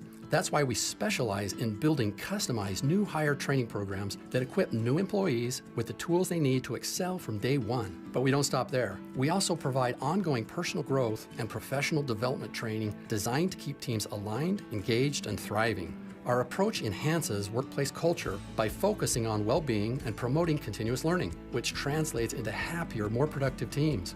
We're especially proud to support the long-term care industry, where ongoing training is essential to maintaining safety, compassion, and high-quality care. Our 52-week, 12-month, and quarterly training frameworks are designed to meet state requirements and to include crucial meta or soft skills training. This comprehensive approach reduces costs, enhances operational efficiency, and lowers turnover while boosting employee morale. To learn more, visit lecticon.com. Lecticon is dedicated to improving workplace culture and reducing turnover. By fostering a supportive, connected environment for both employees and businesses, they're helping drive lasting growth and stability. I'm Derek Miller with the Salt Lake Chamber, speaking on business. Thinking about the future can be a lot. I just got my first job out of college. That means thinking about a car, building credit, and saving for emergencies. I'd rather be in the gym working on my gains. But with Cypress Credit Union, all those worries fade away. Whether it's high-yield savings products or an auto loan once I'm ready to get a sweet new ride, Cypress is there for whatever the future holds. Visit cypresscu.com today. Cypress Credit Union, your future is our future. Federally insured by the NCUA. Any Hour Services can help unclog any drain in your house, whether you have a backup, a clog, or a slow drain you want fixed. Call Any Hour Services or visit anyhourservices.com. David Dujanovic. Filling in for Debbie Dujanovic today is one of my all-time faves. A professor I wish I had. Leah Murray runs the Walker Institute of Politics, a poli-sci professor up at Weber State University. And Leah, I love talking to you about this. You wrote an op-ed piece in the Ogden Standard Examiner that was as fascinating to me, as introspective as anything I've seen in a long time. And you're looking at higher education and accountability. And I want you to walk us through a little bit what inspired you to write this and what your thesis was. Yeah, so I'm smiling at you as we talk about this, Dave, because as it turns out, when you have a conversation about accountability and you're talking about your own profession, not everybody agrees with you, right? And so I want to be clear. I think it is a very human thing to defend one's own profession, right? Like, I respect that. I feel like if we are complaining about a bad police officer, there is interest on the part of a police union to defend police, right? Yes, If we are talking yes. about a bad teacher, there's interest on the part of a teacher union to defend teachers. I think sometimes when we make a case for accountability, it automatically feels like an attack on the profession. Yes. Right. Okay. Yes. So, but the argument I was making is we had our own version of Doge, I think, come through the state of Utah as it pertains to higher education. HB House Bill 265 said to universities, you are going to have money held back. So the legislature basically said every public, not BYU, right? So the public universities, every university would have money held until they demonstrated a plan that they were reallocating funds from underperforming programs to higher performing programs. I hate this comparison, but let's get rid of the underwater basket weaving class and let's reinvest into chemical engineering. Yeah. Right? It's such a terrible example, Right. but For the record, idea, yeah, right? there's no underwater basket Right, weaving that course, doesn't but- exist. Right. So, and that I think's point well taken, right? Like you're kind of thinking like that seems obvious. But the devil is in the details, Dave, right? So the conversation is, what does performing mean, right? And so the legislature had a list of criteria they were looking for, which had to do with like, can you get a job with this degree, right? Are you going to make some money with this degree? Are there people actually in the classes, right? So they wanted to know how many majors, are there people actually enrolled in these degrees? Are they duplicative? Do we have programs across a campus, although the universities are also in a USHE, a Utah State of Higher Ed system. So one of the questions from the legislature was, is it duplicative across the system? Does that make sense, Dave? So like... Oh, okay. So if I've got an underwater basket weaving at Weber State, do I also have underwater basket weaving at Utah State and Utah and Yes, SUU? Okay. I do appreciate the underwater basket weaving, so let's just roll with it. So let's say we have 10 people in the state of Utah who are interested in underwater basket weaving. Do we need, in the 11 schools, one at each? Right. So the legislature's like, how about we be thoughtful about maybe they all go to SUU and do underwater basket weaving at SUU. In southern Utah, where there's a lot of water. Okay, no, this is great. Perfect. Right. Yeah. Right, which might be a good question, Yeah, right? yeah. Like, can you actually do the underwater basket weaving? So the question basically is, how do we measure that? As someone who works in higher ed, and I have for more than 2 decades, I think there are other variables in play, right? So my argument might be, look, not everyone can afford to go to SUU, right? So if we decide to make the only place where there's underwater basket weaving is in southern Utah, then maybe actually you're kind of pricing out kids from northern Utah, right? Because they're not going to be able to travel. They're not going to want to go live right in southern Utah to go there. So I think there are other variables. I think we could talk about it. My op-ed basically said, though, but we should be talking about it, right? So I'm a political science professor. We should be thoughtful about what our program offers. Do we have a lot of students in our classes? Are we doing a good job meeting students where they're at? That's one of the things we talk about, right? Like making sure that students can actually, there aren't obstacles, right? That we haven't, added the prerequisite for intro to government is underwater basket weaving. Not that would happen, right? But you be thoughtful about what those programs look like. And what I said in my op-ed is, I don't know that we ever really have, right? And the point that surprises me, because I would have thought that internal audit or that internal review would have been something that you just naturally do. No, well, it's not that we don't naturally do it. The answer is we're human. Right? Do you know what I mean? And the same way, I'll use sports metaphor because you and I are sports fan. I don't want this running back to be traded. He's my buddy, right? Yes. We play on this team together. The GM can come in and say it's not working, like we're not making postseason, but I'm still going to defend, right? Go to the mattresses for my guy. Yes. So what happens, because we're human in higher ed, is if I come in and I say, this is something I want to do, all of my colleagues go, yeah. Right? They're very supportive. Yes. And then that internal review then doesn't serve as an excellent check on redundancy, doesn't serve as an excellent check on making sure that we're meeting students where we're at. So the argument is HB 265, which I disagree with in some parts. Does that make sense? Like I said earlier, I think there's some criteria I might think about differently. I understood the impetus for it. to bring an external check to force. You know what I mean? Like it's the color commentator's going to come in and be like, this quarterback's not working, right? So you really got to let him go. We needed someone outside to help us do that. And the pro and the con of having somebody outside do it is you almost need a certain level of separation, someone that is dispassionate, that can look at it objectively. It's also difficult because there's a real chance that they are not the expert. Right. In that area as well. So you're like, why am I listening to you? You're not even an expert in this. Right. No. And it's difficult to find an expert that can hit all those criteria and figure out what metric we're determining of whether or not we should have this degree versus that one. Yeah, no, and it's interesting. Like, you may have seen, it's not just Weber State, but Utah State had 5 colleges. Now they have 2, and they canceled a number of programs. The University of Utah, there's an article out today. They are now allowing, if you served a mission, you can earn up to 12 credits at their university.